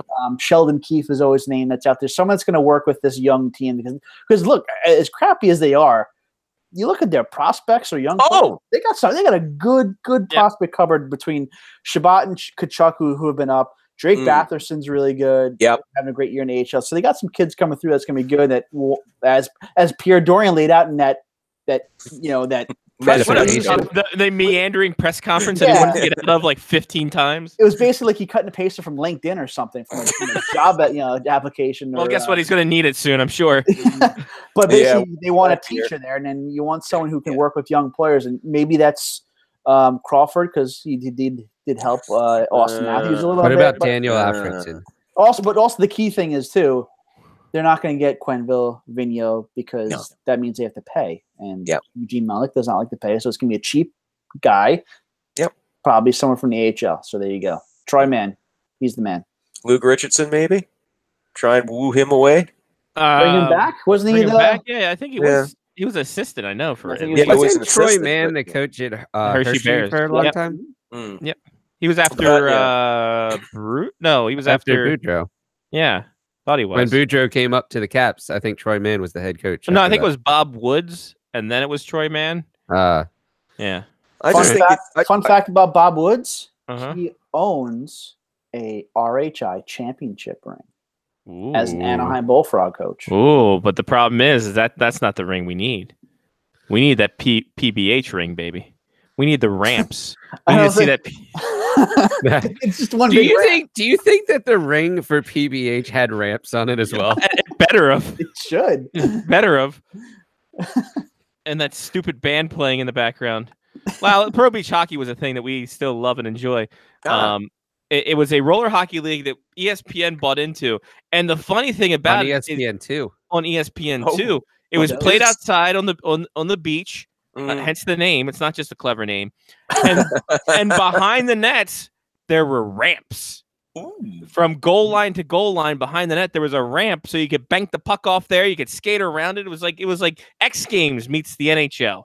Wow. Yeah, you got extra speed too going around the ramps. Exactly. You get that boom, and the guys are playing the sunglasses. They had all these gaudy Franklin jerseys. It's almost It like was a fantastic. mashup. It's almost like a mashup of street hockey and roller derby. Kind of. Yeah. That was actually where one of the best quotes ever came after a game. The losing goalie was interviewed, and they asked him how he felt, and he said, I mean, I feel fine. We lost the game. He goes, but even if I wanted to kill myself, the bus would probably go between my legs. Literally on air after one of the games. Yeah. Oh wow. It was Well, quite no holding the back. show. All Yeah, no. natural there. Yeah, no holding back. So let's see if I can bring it up on the Scotty screen share. Brought to you by no one in particular. Oh, by the way, it's 2-0 for your Capitals in the first period. Guaranteed win night, Lyle. We shouldn't worry about it. So here you go, Lyle. It's the banking ramps. You see this little black space here? That's all the ramps there. And you had the plexiglass over top so you can bank it off there. It was brought to you by Snapple. Do adrenaline, not drugs. I think adrenaline is a drug, but whatever. But it's all natural, so yeah, sure. Okay. PlayStation was there. It was a great time for. They had the 2-point goal in this behind this arch here. It was great. It was a great time for everybody, Lyle. Looks like it'd be a lot of fun. Looks like a Panthers crowd. Yeah. Oh, Jesus. Sorry, I love Jesus. I mean, it's truthful. Body's not even cold yet. Yeah, exactly. I mean, it's truthful, but I went to so many Panthers games during college. I got nothing but love for the Panthers. Well, yeah, because it was cheap and there's a lot available. But you don't have to. It's true. And you could move down. You could move down behind the glass after the game started, and you knew nobody else was going to be there. And I did sweet talk one of the people on the concourse and got a Stanley C. Panther bobblehead. There you go. Wow. It actually was. It was probably cheaper than a meal plan on campus. The soft pretzels were to die for. There you are. AJ, Enough about the soft pretzels. You're not wrong. At least the Panthers fans know. I mean, they're not stupid about it. Boy, howdy. So Lyle, the Columbus Blue Jackets going all in, and it's not really paying off for him right now. Does that make you? Does that make you be have a little bit of the Schadenfreude, or just you genuinely feel bad for them? I would actually genuinely feel bad, though. Oh my God, if they actually don't make the playoffs after those moves, I mean. Ooh. And then you turn around. Well, I talked about this, the last week when I said, they're all in, but suppose they don't make the playoffs, and then they don't re-sign guys like Duchesne and Zingle, and they watch Panarin and Bobrovsky. How bad is the bloodletting going to be in the front office if that happens? Bad enough you don't make the playoffs. Oh, Sean, you don't think anything will happen? Nope. Look. Yarmo got the back. I mean, that Yarmo got the backing of management to do that. Right? Of course he did. But hey, if they fail, I don't think it happens now. I think it's you push all your chips in. It's not like they went and got bad players. They didn't. Not like they made bad trades. No. I mean, I know they don't need to show up to the draft until like round 6 on Saturday, but this is an organizational decision. This is what they need, and if it fails. Look, you tried, but somebody needs a scapegoat, don't they? Hey, maybe it's John Tortorella. God willing. I wouldn't say it's Yarmo or Davidson. I think it could be the. Well, if nothing happens in the front office, though, I would say for Yarmo or Davidson, though, I think all of a sudden the goodwill that was there for them before, a lot of that will be used up. Sure, I think the leash would be a little tighter for next year. Oh, absolutely. Absolutely, because let's face it, you just basically gutted your draft picks for the next 2 years, especially this year. To, as you said, push all your chips in. Now, don't get me wrong, Sean. I love the move. As I was telling the guys last week, I love the chutzpah here. It's like, sure. Sean listens to the show. He heard. Go for it. But I love the chutzpah. But at the end of the day, it's bad enough if you do that and you end up bounced in the first round. Worse if you don't make the playoffs and then you wind up losing, most of these guys to free agency. It's a risk, and for the people that are killing the Blue Jackets for doing this, say, oh well, they may not even get in, or why do all that to lose in the first round? Well, remember that next time you complain about a GM being conservative. Oh no! I'm not talking about you, Lyle. Obviously, I listened to the show last week. I do kind of agree with Greg on this because Greg goes, "I'm here to see the world burn," but he goes, "If the Blue Jackets don't make the playoffs, there's zero chance that a GM ever tries this again." Oh, I agree. Mm-hmm. I agree. There's exhibit A of why you never do that. It's a bold move, and if it pans out, hey, great. Listen, and you know what? Actually, it's totally. I would actually hope that it does pan out, that at least it works out that they get to at least get to the second round. At lose the in very the first least. round, I'm fine because with that. Well, because then maybe that might actually spur some general managers to, after the season to go, well, hey, it worked out for the Blue Jacket. It will certainly kind of liven up the trade deadline a lot more than what we've seen in recent years, would it not? I'm tired of Greg getting soft already before he moves to NorCal. Like, honestly, he's getting soft and not really appreciating someone else's pain. That's not the Greg Wyshynski I know. Here's also a fun little thing: the Blue Jackets, aside from the tough schedule they have over the next couple weeks, I mean, they have a home and home with the Penguins this week. Got the Bruins and 2 games next week. Got the Hurricanes as well next week. The last game of this regular season for the Blue Jackets is at the Ottawa Senators. Now, think of the ramifications of that. Playoff berth for them. Lottery odds for the Senators. Lottery odds for the Blue Jackets because that's a lottery protected pick that they made this year. That could be so much mayhem. So much stuff could be affected by just that one game. Why? And then Wade Dublowitz comes back from retirement to play for the Senators. Does the poke check in overtime, or a shootout? Sorry. But my God, that would be so much karma raining down if it came down to that game against Ottawa of all teams. And that game is for the Blue Jackets. It's the second game of a back-to-back on the road. They play at the Rangers the night before. So 2 road games to finish it up their season. Yeah, they're still on the brink there. They got a bitch. That's a bitch of a schedule, like you said. Penguins twice, Bruins twice, Hurricanes who are freaking red hot. I mean, they have the Bruins 3 times before that Ranger game. Yeah, but 2 next week. You're saying, I mean, so it's crazy. Yep. Well, couldn't happen to a better person. Yeah. They have 3 sets of back-to-backs the rest of the way. Wow. So Eddie says that if the Columbus Blue Jackets don't make it, it reminds me of a Judas Priest song. Some heads are going to roll. And Chris says, even if this does work for the Blue Jackets, what's the over and under on other teams following suit in the future? I don't think I don't think teams will shy away from it because you have to worry about your own situation, right? And if you're Yarmo's not on the hot seat, but if you're a GM on the hot seat and you're on that bubble and you have a chance to get in or maybe have a chance to go beyond round 1, you're going to do it. And in a market like Columbus where they need some excitement, they've yet to win a playoff series ever. Yeah. And there's nothing else to do there. This has generated some excitement. Right. Who knows what's going to happen with Duchesne? Maybe he will resign unless he signs before July 1st. He can't get that 8th year. But Bob and Panarin are going to walk, right? Yeah. We've known that for a long they're time. gone. So if you're Yarmo, the easiest thing for the Blue Jackets and Yarmo would have been if they sucked all year and they were way out of a playoff spot. You could have just traded. Would have made him easy to trade. Yeah, would have made it such an easy decision, but. He couldn't. They were sitting in 3rd place in the Metro, I think, at the time. He couldn't just trade those guys away and sell when you're pretty comfortable in a playoff spot at the time. Go all in, give it what you got, make some noise, and see what happens in the summertime. Because if when all those guys walk, you'll still have plenty of cap room to be aggressive in the summertime. True, and like I said, I mean, at the time when the Duchesne trade went down, I mean, hey, that could be pretty good insurance if Panarin, Panarin's going to be gone, but it could be pretty good insurance if Duchesne likes it there and you can convince him to stay.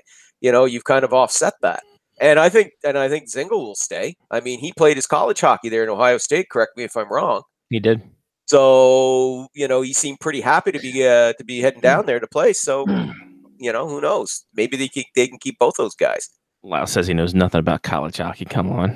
He knows Ryan Zingel's alumni. Look at that. We do know that Columbus has Uber, though, so Duchesne might leave. It's true. Which, by the way, another thing that I don't like about the Vancouver trip, there's no Uber in Vancouver.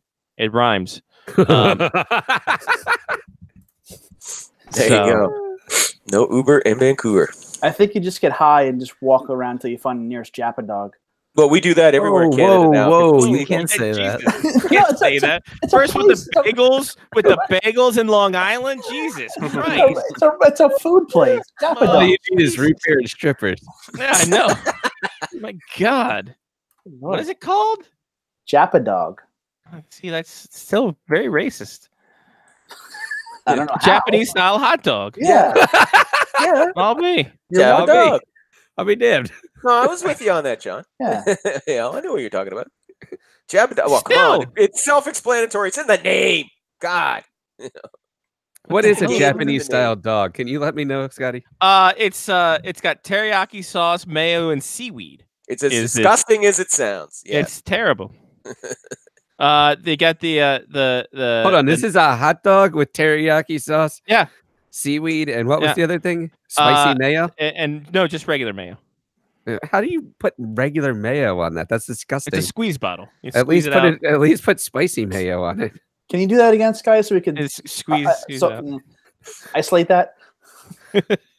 Yeah, I'll isolate it. That's fine. I'll use it in my ringtone. Just squeeze it out. Just squeeze it out. Oh, Lord, I gotta take this text. Oh, Sky's calling me. Oh, they have a hot dog called the Love Meat. Wasn't that one of your 37 nicknames in college? In college, they called me that around town, baby. They called it that in Calgary last weekend. Exactly. They called me Love Meat. They called me Love Meat. I'm like, oh yeah, baby. Chris said that Lyle's channeling his inner Pierre McGuire with all this college hockey facts. Right, I know. How dare you, sir? Next, we'll find out where Dzingel played his junior in mites. Oh God, yeah. So yeah. here's the Love Meat. A Rolodex. Hang on. All right, so here's the Love Meat. Zip. No, but seriously, folks, it's a hot dog with homemade meat sauce fused together with melted cheese, making it popular to all ages. That's not something you want to put. That's not popular. That sounds great, but not popular for all ages. What are you referring to? People or bears? They got the I got bears going for that. We are also bears. They got hashtag. They got the salmon dog, which is this sounds more disgusting as you go down the menu. It's topped with fresh onion and our special dressing. Did they just merge two animals That's together? what Oh God! They have the. Like, what are the worst? What are the worst parts of a salmon that you can put together? No spam dog, but they do have the Age Ice, which is deep fried bun filled with ice cream. 5 flavors to choose from: either vanilla, mango, strawberry, black sesame, or maca. So Jabba Dog, where your taste buds go to die. Right, and they have shaked fries, butter and shosu, sashimi and garlic, black pepper, which I guess is pretty there, and anaori, which is a flavor of dry ground seaweed. In fries? I can't wait to go to this place with you guys in 3 months. Yeah, no, that's gonna be a hard pass for me. I can't wait. I can't wait until we walk in and we can't pair our Jabba dogs with beer. No, I just want to order. Why can't I want my own beer. No, they come with beer. No, I want my own. No, you get little tiny Jaffa dogs, and they come paired with different Trent, beers. I don't need your bullshit right now. I just want bacon and a beer. You know, the one stop smoking pot in the back and just give me a damn beer. The one where it's 3 scoops of ice cream on a deep fried bun sounds like something I had in college because I was poor. Wow. Yeah. Wow. Oh, yeah, right after the ramen. Yeah. Yeah, but that was called Neapolitan. Hey, why would I get ethnic now? Yeah. He's Italian. He could say that. Chris man. would like to know if Lyle knows Dzingel's favorite cereal. Yes, I do. It's called Up Yours. Here's the problem. If he gets here's the thing. If he gets too popular in Columbus, they're gonna make a fruity cereal named after him called the Zingleberries, and I don't want that in my life. I don't need that. I don't need Ryan DeZingle coming up and say, "Hi, I'm Ryan DeZingle for the Zingleberries," God. and I'm Scott Darling for bidets. Yeah, when we put the two of us together, the Zingleberry and bidets. Oh my. Oh boy! Speaking of, I don't mind the shot about the cereal. I'm still offended that he compared me to Pierre McGuire. Jeez, come on! I thought we were all have friends way here. more hair. I thought we were all friends here. Yeah, at least for starters. Come on. All right, there we go. Speaking of hot garbage shits, the LA Kings and Florida Panthers are amongst the playoff teams that are not going to be there. What? The non-playoff teams, as it were. Playoff teams that are not going to be there. You mean the other 16? Exactly. The other 15. The second league. So what are the Kings and the Panthers going to do, Lyle? What especially the Kings, because they're dog shit this year. Ooh. Boy. Well, yeah. Well, expect more pain for next year because Here comes the pain. Rob Blake wants to rebuild. He wants draft picks and prospects. Young players, we can get them, but draft picks and prospects. You can expect the Jonathan Quick trade rumor mill to crank back up again, especially for teams. Jack Campbell's played well this year, by the way. And Cal Peterson is going to be. I think he's going to be in the club next year. You know, talking Eddie Cal Patterson from Notre Dame played really well. He's a left-handed catch. He did played there. He's captain of the team. Drafted by the way by the Blue Jackets and signed with the Kings as a free agent 2 years ago. He was one of Rob Blake's first free agent signings. There, huh? So I can see an Iron Man streak coming for Cal. But Is there really going to be a market for Jonathan Quick, though? 33, 4 more years left. He's been banged up 2 of the last 3 years as a goalie. yeah, Plays but I that mean, athletic style. look at the goalie market though this year. Or I mean, you got Bobrovsky who's having just a dog shit season. Let's be honest, it's just horrible.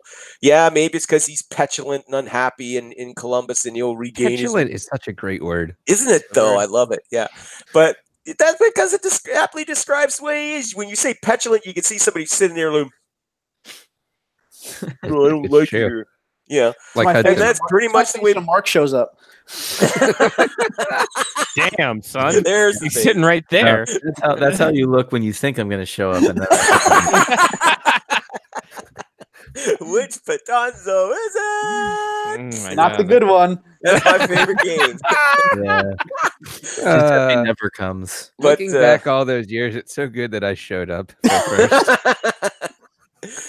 But no, I think, like I said, basically though, I mean, the goalie market is pretty crappy, and there's going to be teams that are going to be looking for goaltending help. And Jonathan Quick, yeah, he got banged up this season. Yep, 33. He's got 4 more years left on that deal. But you know what?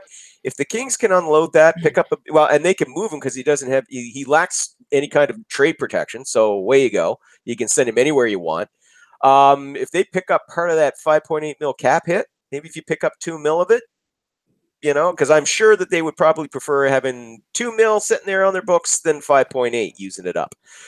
And I think there would be teams that'd be willing to do that. There would be teams desperate. I'll tell you right now, if the Florida Panthers, if they can't get Bobrovsky, they'll go after Jonathan Quick. Big time. They're going to go after because they need goaltending. They got to get rid of James Reimer. So you got to wonder if maybe James Reimer to Ottawa with a pick. Maybe that might be something. Keep an eye out for that this summer. But The Panthers would want like $8 or $9 million on their cap tied up in old goalies. at this point, they need goaltending because remember what you're saying about how they needed excitement in Columbus. That's why Kekalainen went all in, right? Well, they need something in Florida. They need goaltending. And Riley Sheehan's not good. They need goaltending. So that's what I'm saying. Mark, if Mark they can't get Sissik not good enough for you? Mark Sissik is somehow making $2.7 million a year. Mark Really? But anyway. The judicial system. They've got the upcoming ginger assassin Owen Tippett coming through. Yeah. Wait. Oh, okay. And are they goaltenders? Well, look, he's Are they young. goaltenders, Sean? He's young. He can convert. Are they? Jesus This is not Christ. religion. Is he killing gingers or is he a ginger that kills? Because I don't. The ginger assassin could go either way. He's like ice. You want to get on. You don't want to get on his bad side. Yeah. Oh, look at this guy drinking wine. Ooh. Put your pinky up. We're a Fancy boy. on Wine options. Wednesday. A little short on options. So how are you? So how are you enjoying the cranberry juice masquerading as wine there, Mark? I'm pregnant. You guys didn't know. Where did we get an echo from? Yeah, I'm I know. wondering Yeah, that I too. thought it was just me initially. Yeah. Everybody mute themselves. I'll start. Breaking news. You guys are gonna be shocked. Alex Ovechkin just scored on the power play. Oh my god. Is that 46? That is, Yeah. and career point 1199. Mhm. Yep. All right, so Mark's muted, so it's not him echoing. Okay, I'm gonna mute. Okay, let's see if it's Lyle. Nope. Not Lyle. All right. See if it's Sean Leahy. Hmm. I think it's Sean Leahy. I think it's No, Sean. no, Leahy. no, Leahy. He's the echoer. Well, I gotta go anyway, so this is All right, good. that's good. Sweet. It's too bad because I'm enjoying the conversation here. Lyle, I'm gonna make a surprise run in. Maybe next week. Maybe That the week works. after. That works. Keep your head up. Keep your head on a swivel. All right. It's gonna come through like the Ultimate Warrior. Oh, that'd be great. If you run in next week, I want you to have run-in music, like your Yep. entrance music. Yeah. He just play left. play it yourself. I think he just left. I think he he just didn't even froze. listen. He didn't even It's- his listen co- to me. He His just computer left. froze because he's got that stupid, like in the little box, he got that stupid Yeah. Sean Leahy smirk. You want me to kick him out? No, Sean Leahy joined this video call again, and he muted Hey. himself. I did that thing where I signed out of Google before I could sign out of I do that like every time. I never remember. now we got you sitting there with the grin, and then we got you moving around. And we got Dick Sean. But hey, it took care of the reverb, took care of the echo. It's true. Fine, I'll leave. I'm the problem. Well, yeah, No, we you knew can stay that. now. You're not anymore, actually. Now you're perfect. Yeah. No, listen, I can't deal with another minute Ooh, of his thanks, racism. Lyle. Love you, Sean. But he did introduce us to Japa Dog, which includes a croquet Yes. that has a fried mashed potato with a rabbit key sausage. That sounds terrible. And he thinks that all the Florida Panthers forward prospects can convert to goaltenders. So Well, who can't? Like, Hey, honestly. Lyle. if Rod Carew can convert to Judaism, I think Owen Tippett can convert to. I see. I don't know if that's That's what Adam Sandler told me. A quarter Okay. Jewish, not okay. too shabby. Well, 4 Yeah. nothing Caps, and here comes the goalie change. Is it their ninth? Is it their ninth? Is it Brendan Comm going in? No, it's Talbot. Damn it! I know. Damn it! We're I know. just there. I know. Well, at least they got 8. At least they set the record. I don't think Combs. I mean, Carter Hart's gonna be back any day now, so they'll have 3 on. But they need to know what they have out of this 33-year-old ginger from New York. Will they write articles about how Christ is risen when Carter Hart comes back?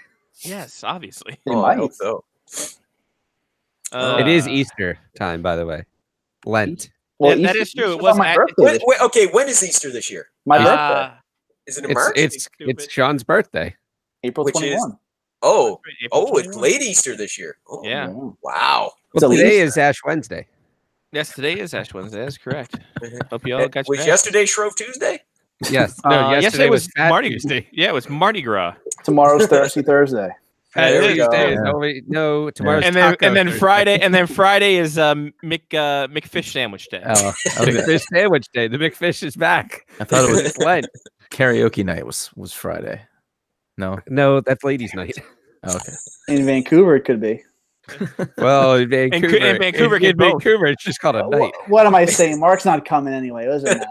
It's gonna Jesus. it's gonna Please. break my heart again. Wow. Wow. Big time. We're gonna have. Let's be dead honest. The next time the draft is in Sterling, Virginia, Mark will show up. You'll be lucky if I'll That's take true. a metro. They're to get gonna- down oh, to the actually, theater Mark next might time not it's be there. able to show up if it's in Sterling, Virginia. They're gonna So- award the draft at Mark's house. Yeah. exactly. There's He's going like, to be a "Guys, I'm gonna draft be-" at Dulles Airport, and Mark's like, it's like 8 minutes away, but I'm not going to be able to show up. Yeah, guys. I don't know. Time to order And the it's 31 now- tables for the deck. Do I have to get a ticket for Hudson? I don't know if I'm gonna be there. Backstrom just scored first shot, 5-0 Caps. There you go. All right. Hey, Cam Talbot, goalie of the Edmonton Oilers future. All right, Sean, we love you for running in. We appreciate Yeah.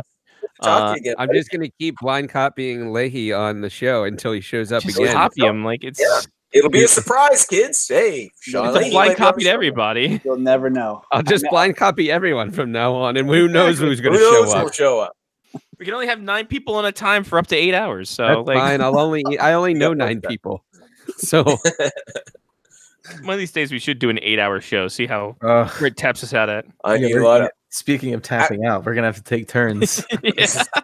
an 8-hour show. Well, thankfully, I have legal weed. I can it is. make 8 hours can last we minute. just take off work July 1st and Hey. do like an 8-hour? We can do an 8-hour, the like free agency Free agent show. frenzy, but the first like 7.5 hours of it is just going to be us drinking and talking to each other. Yeah, it's essentially like the post-draft draft. And me smoking weed. I'm going to Yeah, do that exactly. on one of these shows. I'm going to be smoking Alright. weed when it Well, shows. Lyle, I'm not gonna. You don't. Just I'm not to- gonna, just to listen, I'm show not gonna off. threaten you with a good time. Just to show Like off. honestly, I don't Just to show off. can- Look, well, well, I'm- like, we've been Well- flagged for better things. like I did last fall. Remember, I was like, "Hey guys, legal weed." That's Yeah, true. We no, didn't yeah, get flagged no. for that, so we should be Yeah. fine. Yeah, all right. it's legal. See you later, Sean. Have a good one, buddy. Thanks, There he goes. thanks, Down Sean. the- Oh, he's going down the Bye. elevator. He's taking There the you go. elevator. Take the elevator He's out. going down like it's his high school teacher. All right. Oh, He left before that line game out. He'll hear it on the Oh, podcast. okay. yeah, you'll hear Uh, it. It's fine. All right. Ah, Wow, that was fun. Yeah. what the fuck just happened the last hour? Do you know how many times I ask myself that? Yeah. All right. You look back on the show, it's like, what happened? What happened? What happened? Oh, did you listen to my interview today? I did an interview today or yesterday. It was a good interview. With I who? listened to When? it. When? It was Kennedy with I did well. It's on the website or on their Blog Talk Radio. It's with Robin Remick, who is the president of the Maryland Black Bears, the first female president of the NAHL, and she used to work for ESPN.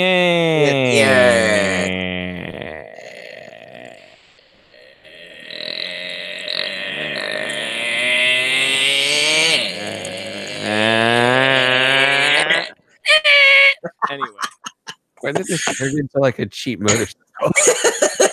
when did Michael Winslow get here? See, telephone. Without the beeps, the beeps, and the creeps. The what? The what? The what?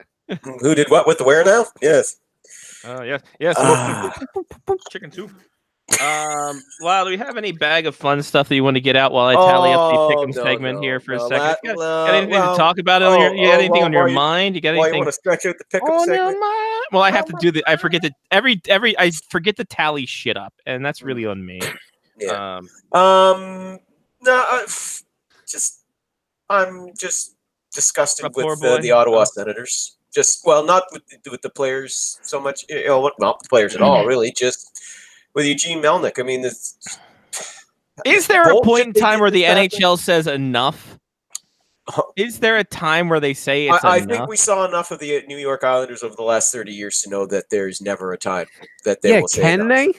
Like, if there's an actual viable owner, somebody who's like spending money and keeping a team in a specific city, can the NHL do anything about it? If Eugene Melnyk is willing to sell the team, and now remember, it's got to be approved by the league. He just can't arbitrarily sell it, as we all discovered, during the Jim Balsillie follies for the Nashville Predators. But if there's somebody willing to step in there to buy the team and keep it, I know. Betting balls that will live forever. Betting balls. But every once in a while that shows up on my time hop because I kept forwarding this stuff, and I go back to the website and I reread them. Excuse me. Thank you for the hits. Trying to shake off a cold here, guys. I mean, yeah, if there's somebody who's willing to buy the team and keep it in Ottawa and all of that, I'm sure that would provide some more stability than what Melnyk has done. I'm sure the league would bless it if Melnyk was willing to sell, and if Melnyk could get his price. But it's just, what I don't like about it is that they're basically trying to insult the intelligence of their fans with this bullshit of we're building for the future, starting in 2021-22. So just in 2 years' time, guys, we'll have all the pieces in place and we'll start spending to the cap. You watch and see, and it's like, oh, really? So all these draft picks that you've got are going to all magically blossom into superstars in 2 years' time. That's going to happen, is what you're saying. When we all know that in the draft, doesn't matter how many damn picks you get, if you can come out of the draft each year with at least one good player, you've got a good draft record. And assuming that this actually miraculously happens, and you pinky swear that you're going to spend to the cap, how long is it going to be until Brady Tkachuk is gone? Until Thomas Chabot is gone, till Colin White's gone, till all these young players that they come in that they've got all these they've hyped up. How long until they piss off Melnyk and he forces them to leave, and they decide that's it, we're out of here in free agency? The fans aren't buying it because they've seen this. They've seen this act before. Cast your mind back to 2012 and 2013. We've seen this movie before. Dump all your players, swear that this time you're building and this time you're going to get it right, and we will spend to the cap, and we're going to have a cup contending team. And then just when it looks like you got a cup contending team, within 2 years you've gutted the whole goddamn thing and pissed off half of the players that you shipped out. So why should anybody believe them? That's the thing. It's just the fact that they were insulting the intelligence of their fans with their bullshit. That's it. You got the pick 'em ready? Yeah, we're ready to go. Let's go. That was a good one. That was good. Thank you. That was good. I'm looking forward to the Quebec Senators. Oh, the Quebec Senators. Yeah, with a couple different U's in there. Yeah, with three different U's in the silent Q. Last week, ladies and gentlemen, he says he wants to tank. He says he's ready to tank. He ain't ready to tank. With 23 goals, thanks to an 11 spot in one game, Lyle wins the pick. Oh my God! An Wow. 11 spot. What game was that? Lyle's screwing up his own. Guelph won 11-4 over Windsor. Holy shit! Guelph Land Storm kicking ass. I'll be coming back to them next time. Wow. I was in second. Mark was in third. Johnny in fourth. For the year, Mark's still ahead at 202, breaking the 200 barrier. Johnny in second at 180. I'm at 178. Lyle at 176. Just 2 goals behind. Oh, start making it creeping up. Wow. Creeping up. I can still finish last. I can't be screwing up. I can't be screwing this up. I mean, come on. The Frozen Four's coming up soon. And we all know that whoever's dead last in this thing when the Frozen Four starts winds up winning it. So right, exactly. So it's called the Johnny P theorem. The Johnny P. It's worked for you. This week, the Quebec Major Junior Hockey League, the Kumja. The Kumja. So you got that going for you. And boy, howdy. Listen, I've got a haha fuck you. That's not even fair. That's not even fair. Not even fair. Like you want to go to Jappa Dog and cry into that sashimi. Like it's not even fair. Did you say bear? Not even bear. Not even bear. You're also not even bears. Not even bear aspirin. Johnny. Yeah, I'm still trying to get into this dog shit website. Yeah, well, that's why I just went to Wikipedia. League. Yeah, no, I don't want the mission. No. I don't want suspensions and fines, although that might help me. Schedule? Help. Maybe. No. Nope. Okay. All right. Stats. Yeah. All I want are team names, you jerk store. Jesus. Wow. Hold on, let me go back. League, maybe? League? No. Are you on the French website? I'm just going back to Wikipedia. Okay, that sounds good. It was the kumja.ca. Yeah, it's not a great website. By the way, league websites are turned to shit these days. Haven't they though, eh? Welcome to my TED Talk. Listen. I wasn't expecting that. Was good. That was good.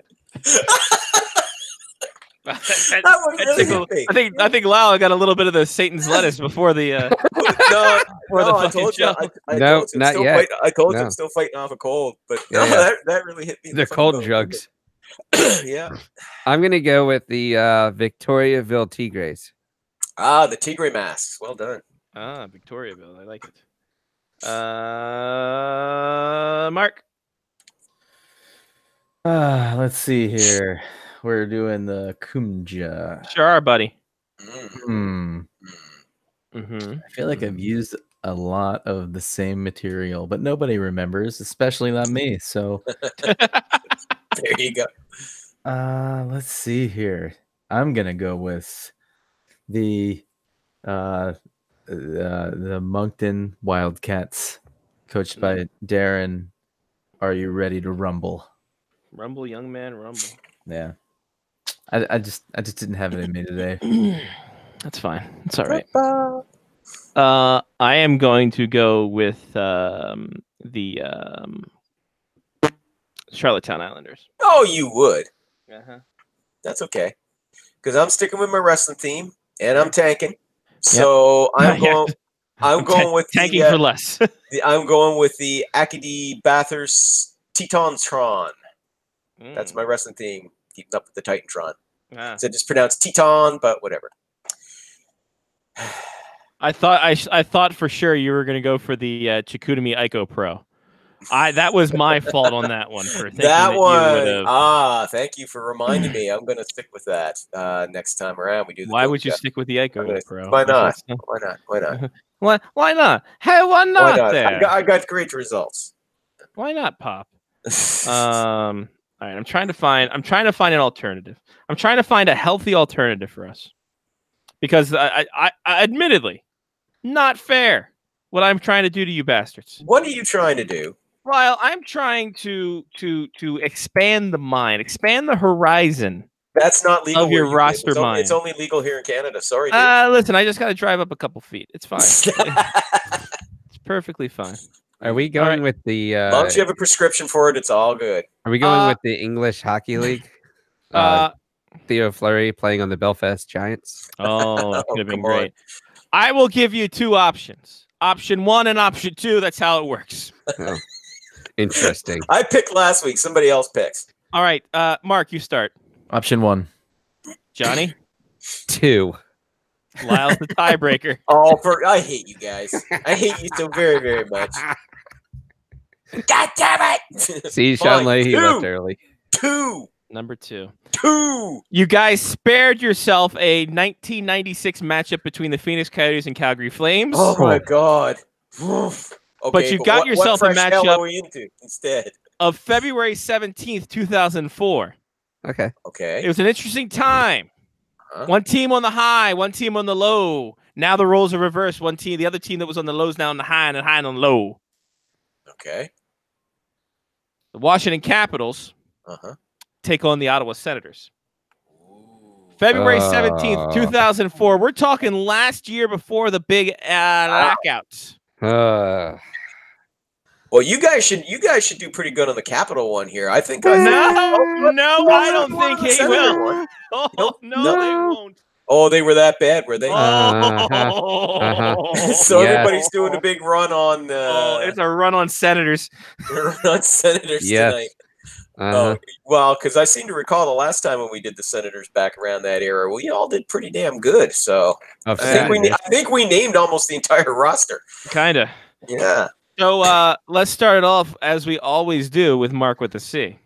I feel like I'm in a really good place for this guess. Okay. Peter Bondra. Board. Yeah. there which you team? are. Which team was he on, though? No clue. Do I have He- to say? I don't have to say. No, you don't have No, to I'm pretty certain if I remember correctly, that was the last game he played for the Capitals because he got on the plane with the Ottawa Senators Oh my. and flew home. Yep, Oh my. that is correct. That wasn't 0506. That was 0304. Nope, that was 0304 because Okay. yep. Okay. No. Yeah. You guys know. I just always thought it was 506 that he did that. Yeah, because I know that he did leave he left with the team that he got traded to. Gotcha. Okay. Because he got traded that next day, literally. Wow. Wow. So that's why I had to wait a stall and look up when he actually got traded. Oh, I screwed that up. Oh, well, I screwed that okay. up. Hey guys, you want to know where Ryan Zingle went to grammar school? He went to St. Agnes School, beautiful club. Anyway, Lyle, your pick now. Okay, gonna be Senators, obviously. Daniel Everton. Board. Johnny P. Chris Clark. Not there yet. Sorry. Oh, Sorry. Chris says he does want to know. Mark. Wow. Hey guys. By the way, Alex Ovechkin has now had the most 45 goal seasons. Yes, 10 plus or 10, Yep. 10 seasons. 10 seasons of 45 or more goals. Yep. So there you are. That was on the rundown before Sean Leahy ran in. That is impressive. Yes. Anyway, carry on. That was when he scored his 45th goal. Yep. Mark. I want to say that Jason Doig was on the Caps back then. Motherfucker, Jason Doig on the board. Oh, wow. Wow. See? He's like, oh, no, we're not going to get the yes, because I wouldn't have known that. God. Yeah. Lyle, Yeah. I think that was just a shot in the dark. In That all was honesty. Well, Oh, sometimes that shot in the dark can open up anyway, never mind. Yeah. Sometimes names just stand out, you know. Yeah, well, Doig, yeah, that one. Listen, he played 25 minutes that night. So Oh, my Lord. Wow, that was a bad Caps team. Holy Yeah. shit. So like take that as the Caps team. yeah. Oof. To Wow. Lyle. Okay, back to me again, huh? Okay, Marion Hossa. Board. To Johnny. Ole Kolzig. Board, and there's your link. The last time Peter Bondra and Ole Kolzig played together, as we talked earlier, we think that they should go as retired numbers together for the Washington Capitals. Yeah. Yeah. To Mark.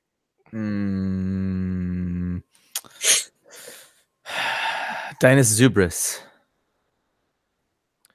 Board. Whoa. I thought That's that a was three. too early. Look at Three this. Caps. Wow. Look at this. Look at you. Oh, Jeez. wow. Look at you. You're Wow, look hungry. at you. Yeah. Yeah, Bow, bow, bow. jeez. Lyle. Okay, well, again, obviously, because I don't know anything about these Capitals, let's go and we will say Zdeno Chara. Board. Chris, you You just better got be. cut off by the delay. Sorry, bud. Oh, that's a shame. Chris had Chara, did he?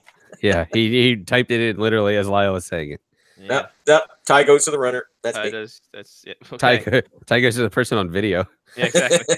Ty goes to the less delay. Mhm.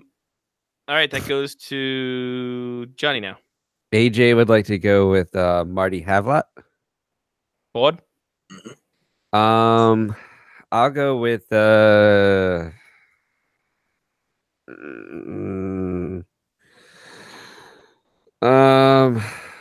I'll go with Brendan Witt. Board. Oh, you guys call. are just smoking them, man. Johnny telling P. Or sorry, Mark with a C. I Sean Leahy'd that. I'll go again. You guys are gonna be proud of me. Oh God. Oh, what have you come up with? Anton Volchenko. Hey! He said his name. He did it. He didn't play. He was injured, so he's not on the roster. So you remembered his name. Didn't play this game. Poetic justice. So good. That's so good. Oh, that guy that blocked shots. Oh, that's a Russian that blocks shots. Oh, it's like you just said Voldemort, and he's not part of this. Sorry. Oh man, Fuck the you, one if that he remembers that his might have name, been the he greatest didn't one ever. play. Wow. You just can't win for trying with that guy, can you, Mark? Jeez. Man, My that God. ain't right. Oh God. I'm like, You're hey, he's wrong. on there. Like, oh nope, there's not. He's not there. Oh, Oh, boy. that's so good. That's hilarious. God. Scotty picked the one game where Anton Volchenkov was not playing for the Senators that year. That's just cruel, man. Yeah, it's not It's great. beautiful. That's That's how this Lyle. game This works. is my turn. Okay, give me a second. That is Gather how yourself. this game works. You need to Oof. get your shit together and realize the games he missed that year. Okay. I'll keep doing more research. Yeah. Wade Redden. Bored on that one.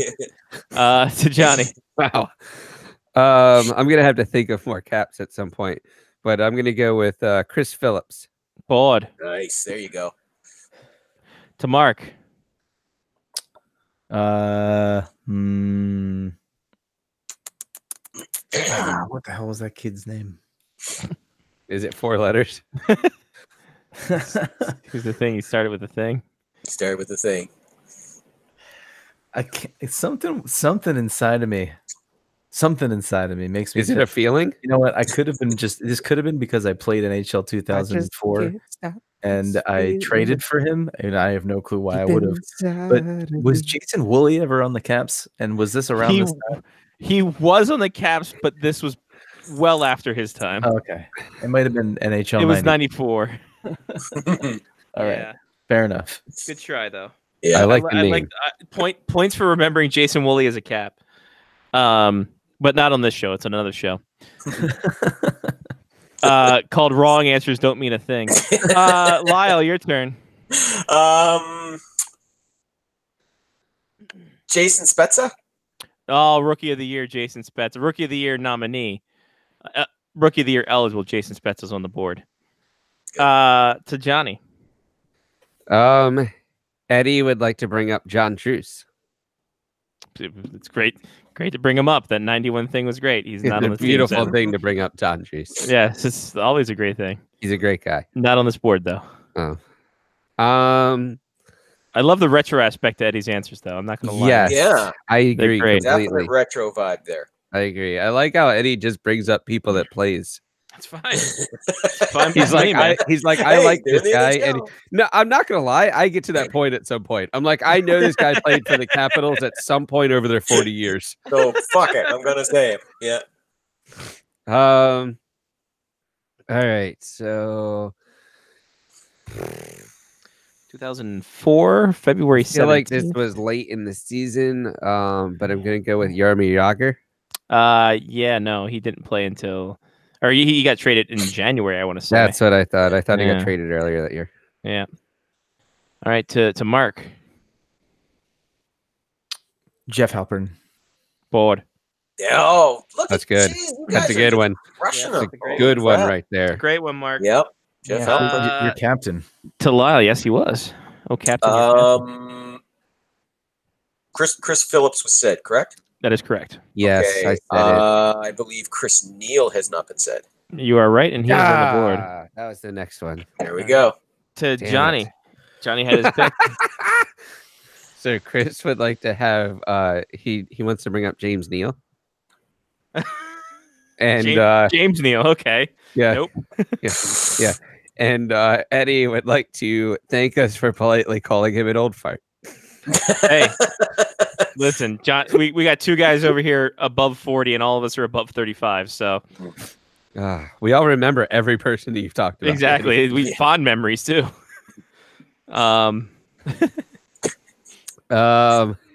He said Chris said he had the wrong first name. Yeah, of course. That's fine. James Neal, he's still playing in the NHL. He's still there. Yes.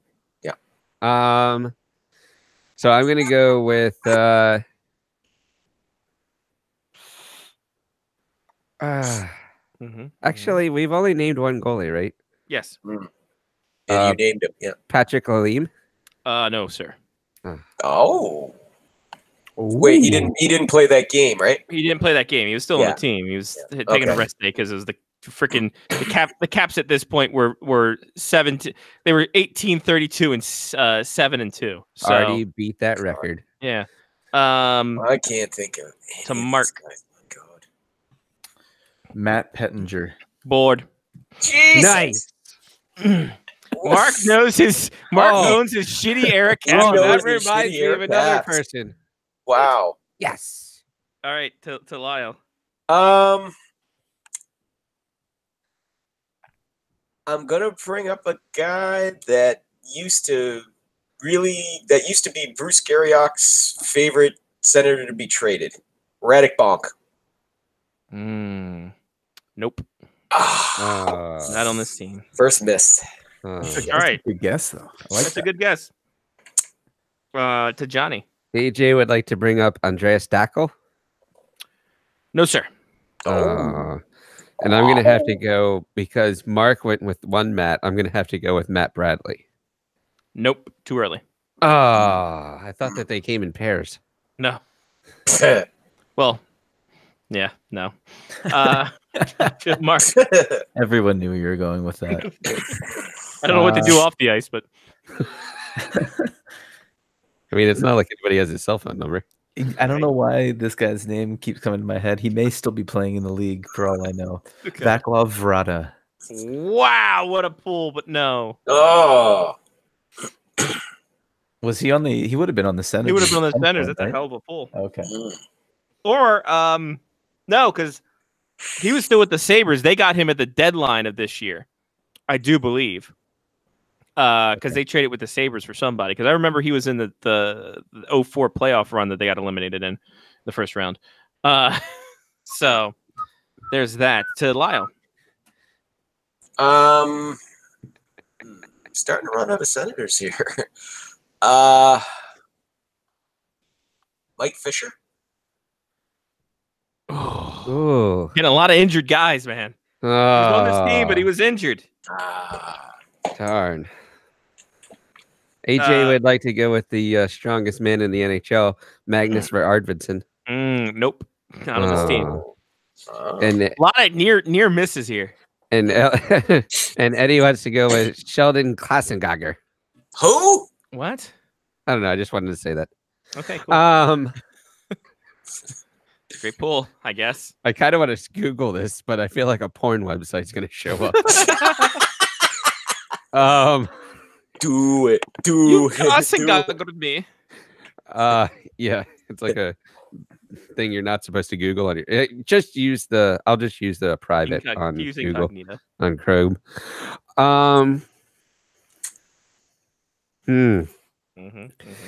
This is bad because I feel like I've reached a point where I don't even know the capitals. Who does these days? I don't know. There's zero chance he was still on this team either. I don't know. Maybe he wasn't traded yet. Robert Long. Bored. Oh, there you go. Wow. Good pull on that one. Jesus. Mark. Stephen Pete. Bored. Like 6 shifts. no, we don't know any of these guys in this shitty team. Look at you Lyle, guys, you just Lyle, pulled them hold out on, of your hold on. ass. Hold on, Lyle. That was already said. Lyle, AJ. this is kind of a dog shit team. Let's be honest. Oh, it is. But you guys are sitting there going, oh, like I don't They're- know any of them. They're you know? memorable for that reason. Yeah. But when I said you guys will know it, oh no, they were really shitty. We won't. Oh, know hold them. on, And you're Mark like, knows oh, them. Jason Doyle. Mark's pulled all these out of his ass. Who's Yeah, who's true. next? Rick Barry? Holy shit! He actually played for the. Bored. No, no. Rick Barry played for the Caps in this game. Bored to Lyle. I thought he was on the Wizards at that point. I don't know any of these Capitals. Rick Barry, he says matter of factly. I just pulled the name out of my ass. Oh my god! I just pulled that out of my ass. I just To Johnny. more NyQuil, please. You had just as much shot if you said Rick Astlin was on this team. Rick Barry played 12 shifts at 7:07. Chris would like to bring up Adrian O'Coin. That's a great pickup. Not on the team, but that's a great It's name. a good call, though, right? Yeah, I think he I was was like, Vancouver. holy shit. Wasn't he Vancouver Canucks back then? I think he was with the Canucks. Now I gotta look. Sorry. Adrian Canucks O'Coin. or Flames or Islanders. Oh, it might have been Ooh, Islanders. Yeah, I got a feeling you're right there. Hang on. 0304 Yeah. Islanders. Yep. That's a good call. Wow. Yeah. Knew he's one of those teams. Not too far away, though. Right. Fucking Rick Barry. I know. Come on. I'm just going to say it because it's fun at this point. Mhm. And Eddie says that Sheldon played for the LA Kings. Oh, okay. Not for either of these teams, though. I don't think. Right, okay. He's just going with his old man rant I at love this it. point. I'm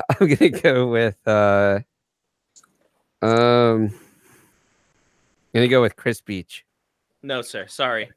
Not on the Caps this time. He's starting to become your go-to there too, Johnny. That's because at this time he could have been on any of been on- three. he could- That's true. That's true. Could have been Penguins. Could have been Capitals.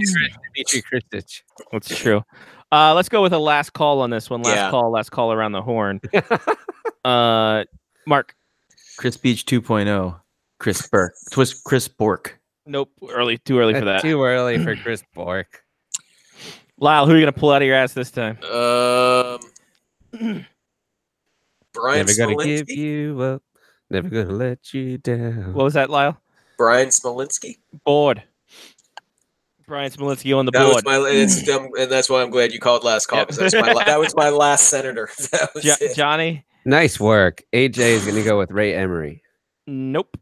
Oh, Yeah, that was a little early. Yeah, that was a little early for Ray. All right, so it's not Patrick Lalime. Nope. And I have no idea who. I don't think it's that guy either. I don't know this guy's first name, but you'll just say who the goalie is, and I'll be like, "That's what I was thinking of." He's Who the guy. else He's could- got the pucks. He had the goalie stick, the pads. Yeah, the guy with the pad, the goalie stick. Guaranteed, though, Mark will always remember Anton the thing. Volchenkov now. Yeah, from now You're, on. you're going to name him every week now. It's not going to be on, and that's going to be the link between every team from now on. Exactly. Yeah. And he was on the team, but he didn't play. Yeah. That's gonna be so good. I'll find every Anton Volchenkov healthy scratch night. That guy All right, who well, blocked fine. shots. I'm gonna go with Yannick Perreault then. No, sir. Sorry. The thing Not is, there. we rag Mark about that, but he wasn't wrong. The guy was known as a shot blocking machine. know his name. No, he wasn't wrong. He just doesn't remember his name. Remember And the that? one week he remembers his name, the guy didn't play. It's true. Very true. I know. At least Alexei Zhitnik wasn't on any of these teams. That's true. So you Boy, say- no. All right. So for your Ottawa Senators, Okay. Yeah. Alfredson, Chara, Denny Hamel, Havlat, Shane Knighty, Hossa, Josh Langfeld, Curtis Lecision, Neil Phillips, Brian Pothier, Oh, Oh. Redden. Didn't he play with the Capitals once He upon a did time? after the lockout. Yeah. Redden, Peter Schaefer, Todd Simpson, Smolinski, Spezza, Sean Van Allen, Okay. Todd White, and in gold, Marty Prusek. oh yeah. No. Marty Oh. Prusek. I was thinking of Bartholomew. Why Yeah. was I Or thinking that like Marty a Pete. Prusek was one of like the 200 goaltenders the Flyers have used in the last 20 years? They might have Because he who's to did. say? He Maybe did play they for the Flyers. All right, so What? for your dog shit Washington Capitals, Bates Battaglia, I love that guy. I just love the name. Lyle's favorite player, Rick Barry, He was great shooting 3-pointers. Bondra, Joseph Bomerdine, Anson Carter, Oh, Anson Doig, Carter. yeah, Doig, Sergei Gonchar.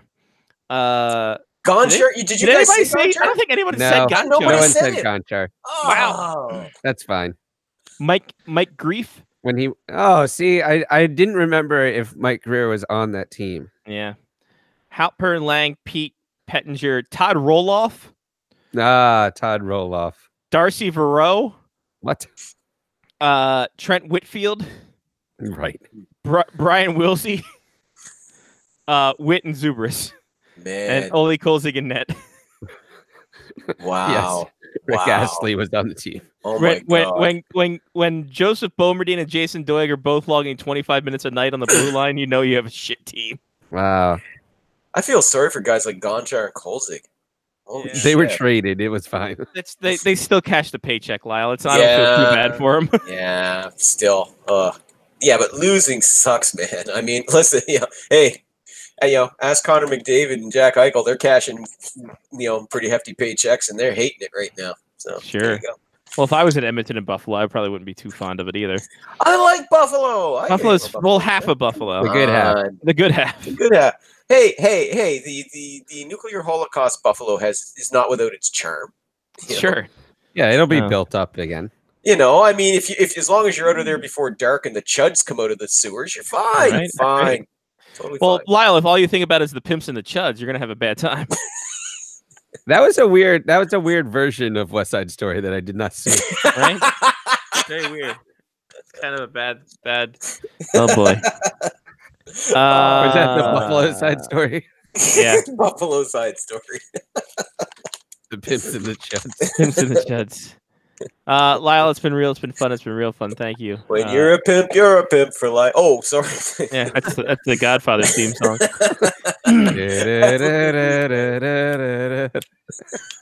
Get on the home train. Talk to you next week, guys. Bye, Lyle. There he goes. What a great Lars exit. is SpectorsHockey.net at SpectorsHockey on Twitter. Johnny P, give us some shout outs. All right, I'll give a shout out to Pups and Pucks Night. Come out this weekend. See the Black Bears. Come out next weekend. See the Black Bears. I'll probably be there. You can see me too if you'd like, or not. It's fine. I will give a shout out to Sean Leahy. He's just running in like WWF style. I do like how on Twitter he put a WWF like GIF. picture GIF underneath of the show.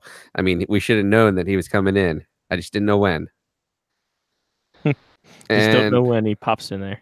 And I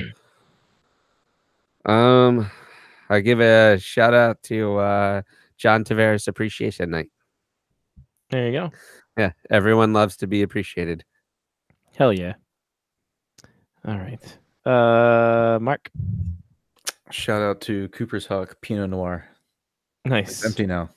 Hmm. Shout out to Hudson, who is asleep.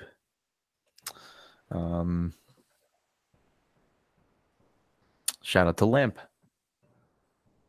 over there. Love That's all I Lamp. Like Lamp. Are you just looking around the room? No. Okay, go ahead. All right.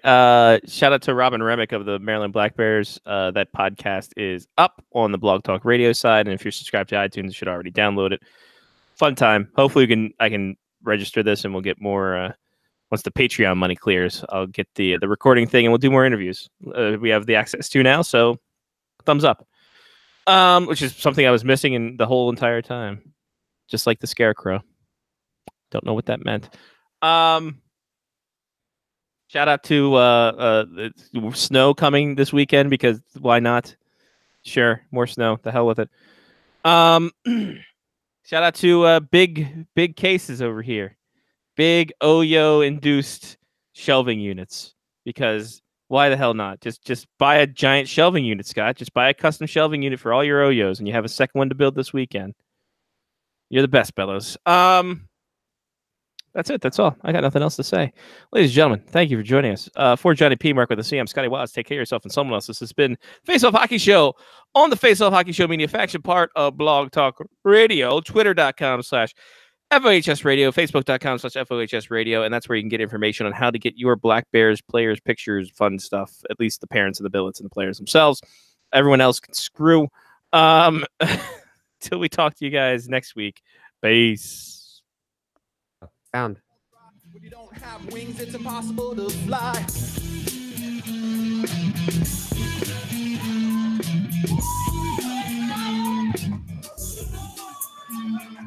Things are going fine till the one day. Things are going fine till the one day. Things are going fine till the one day. Things are going fine till the one. No, baby.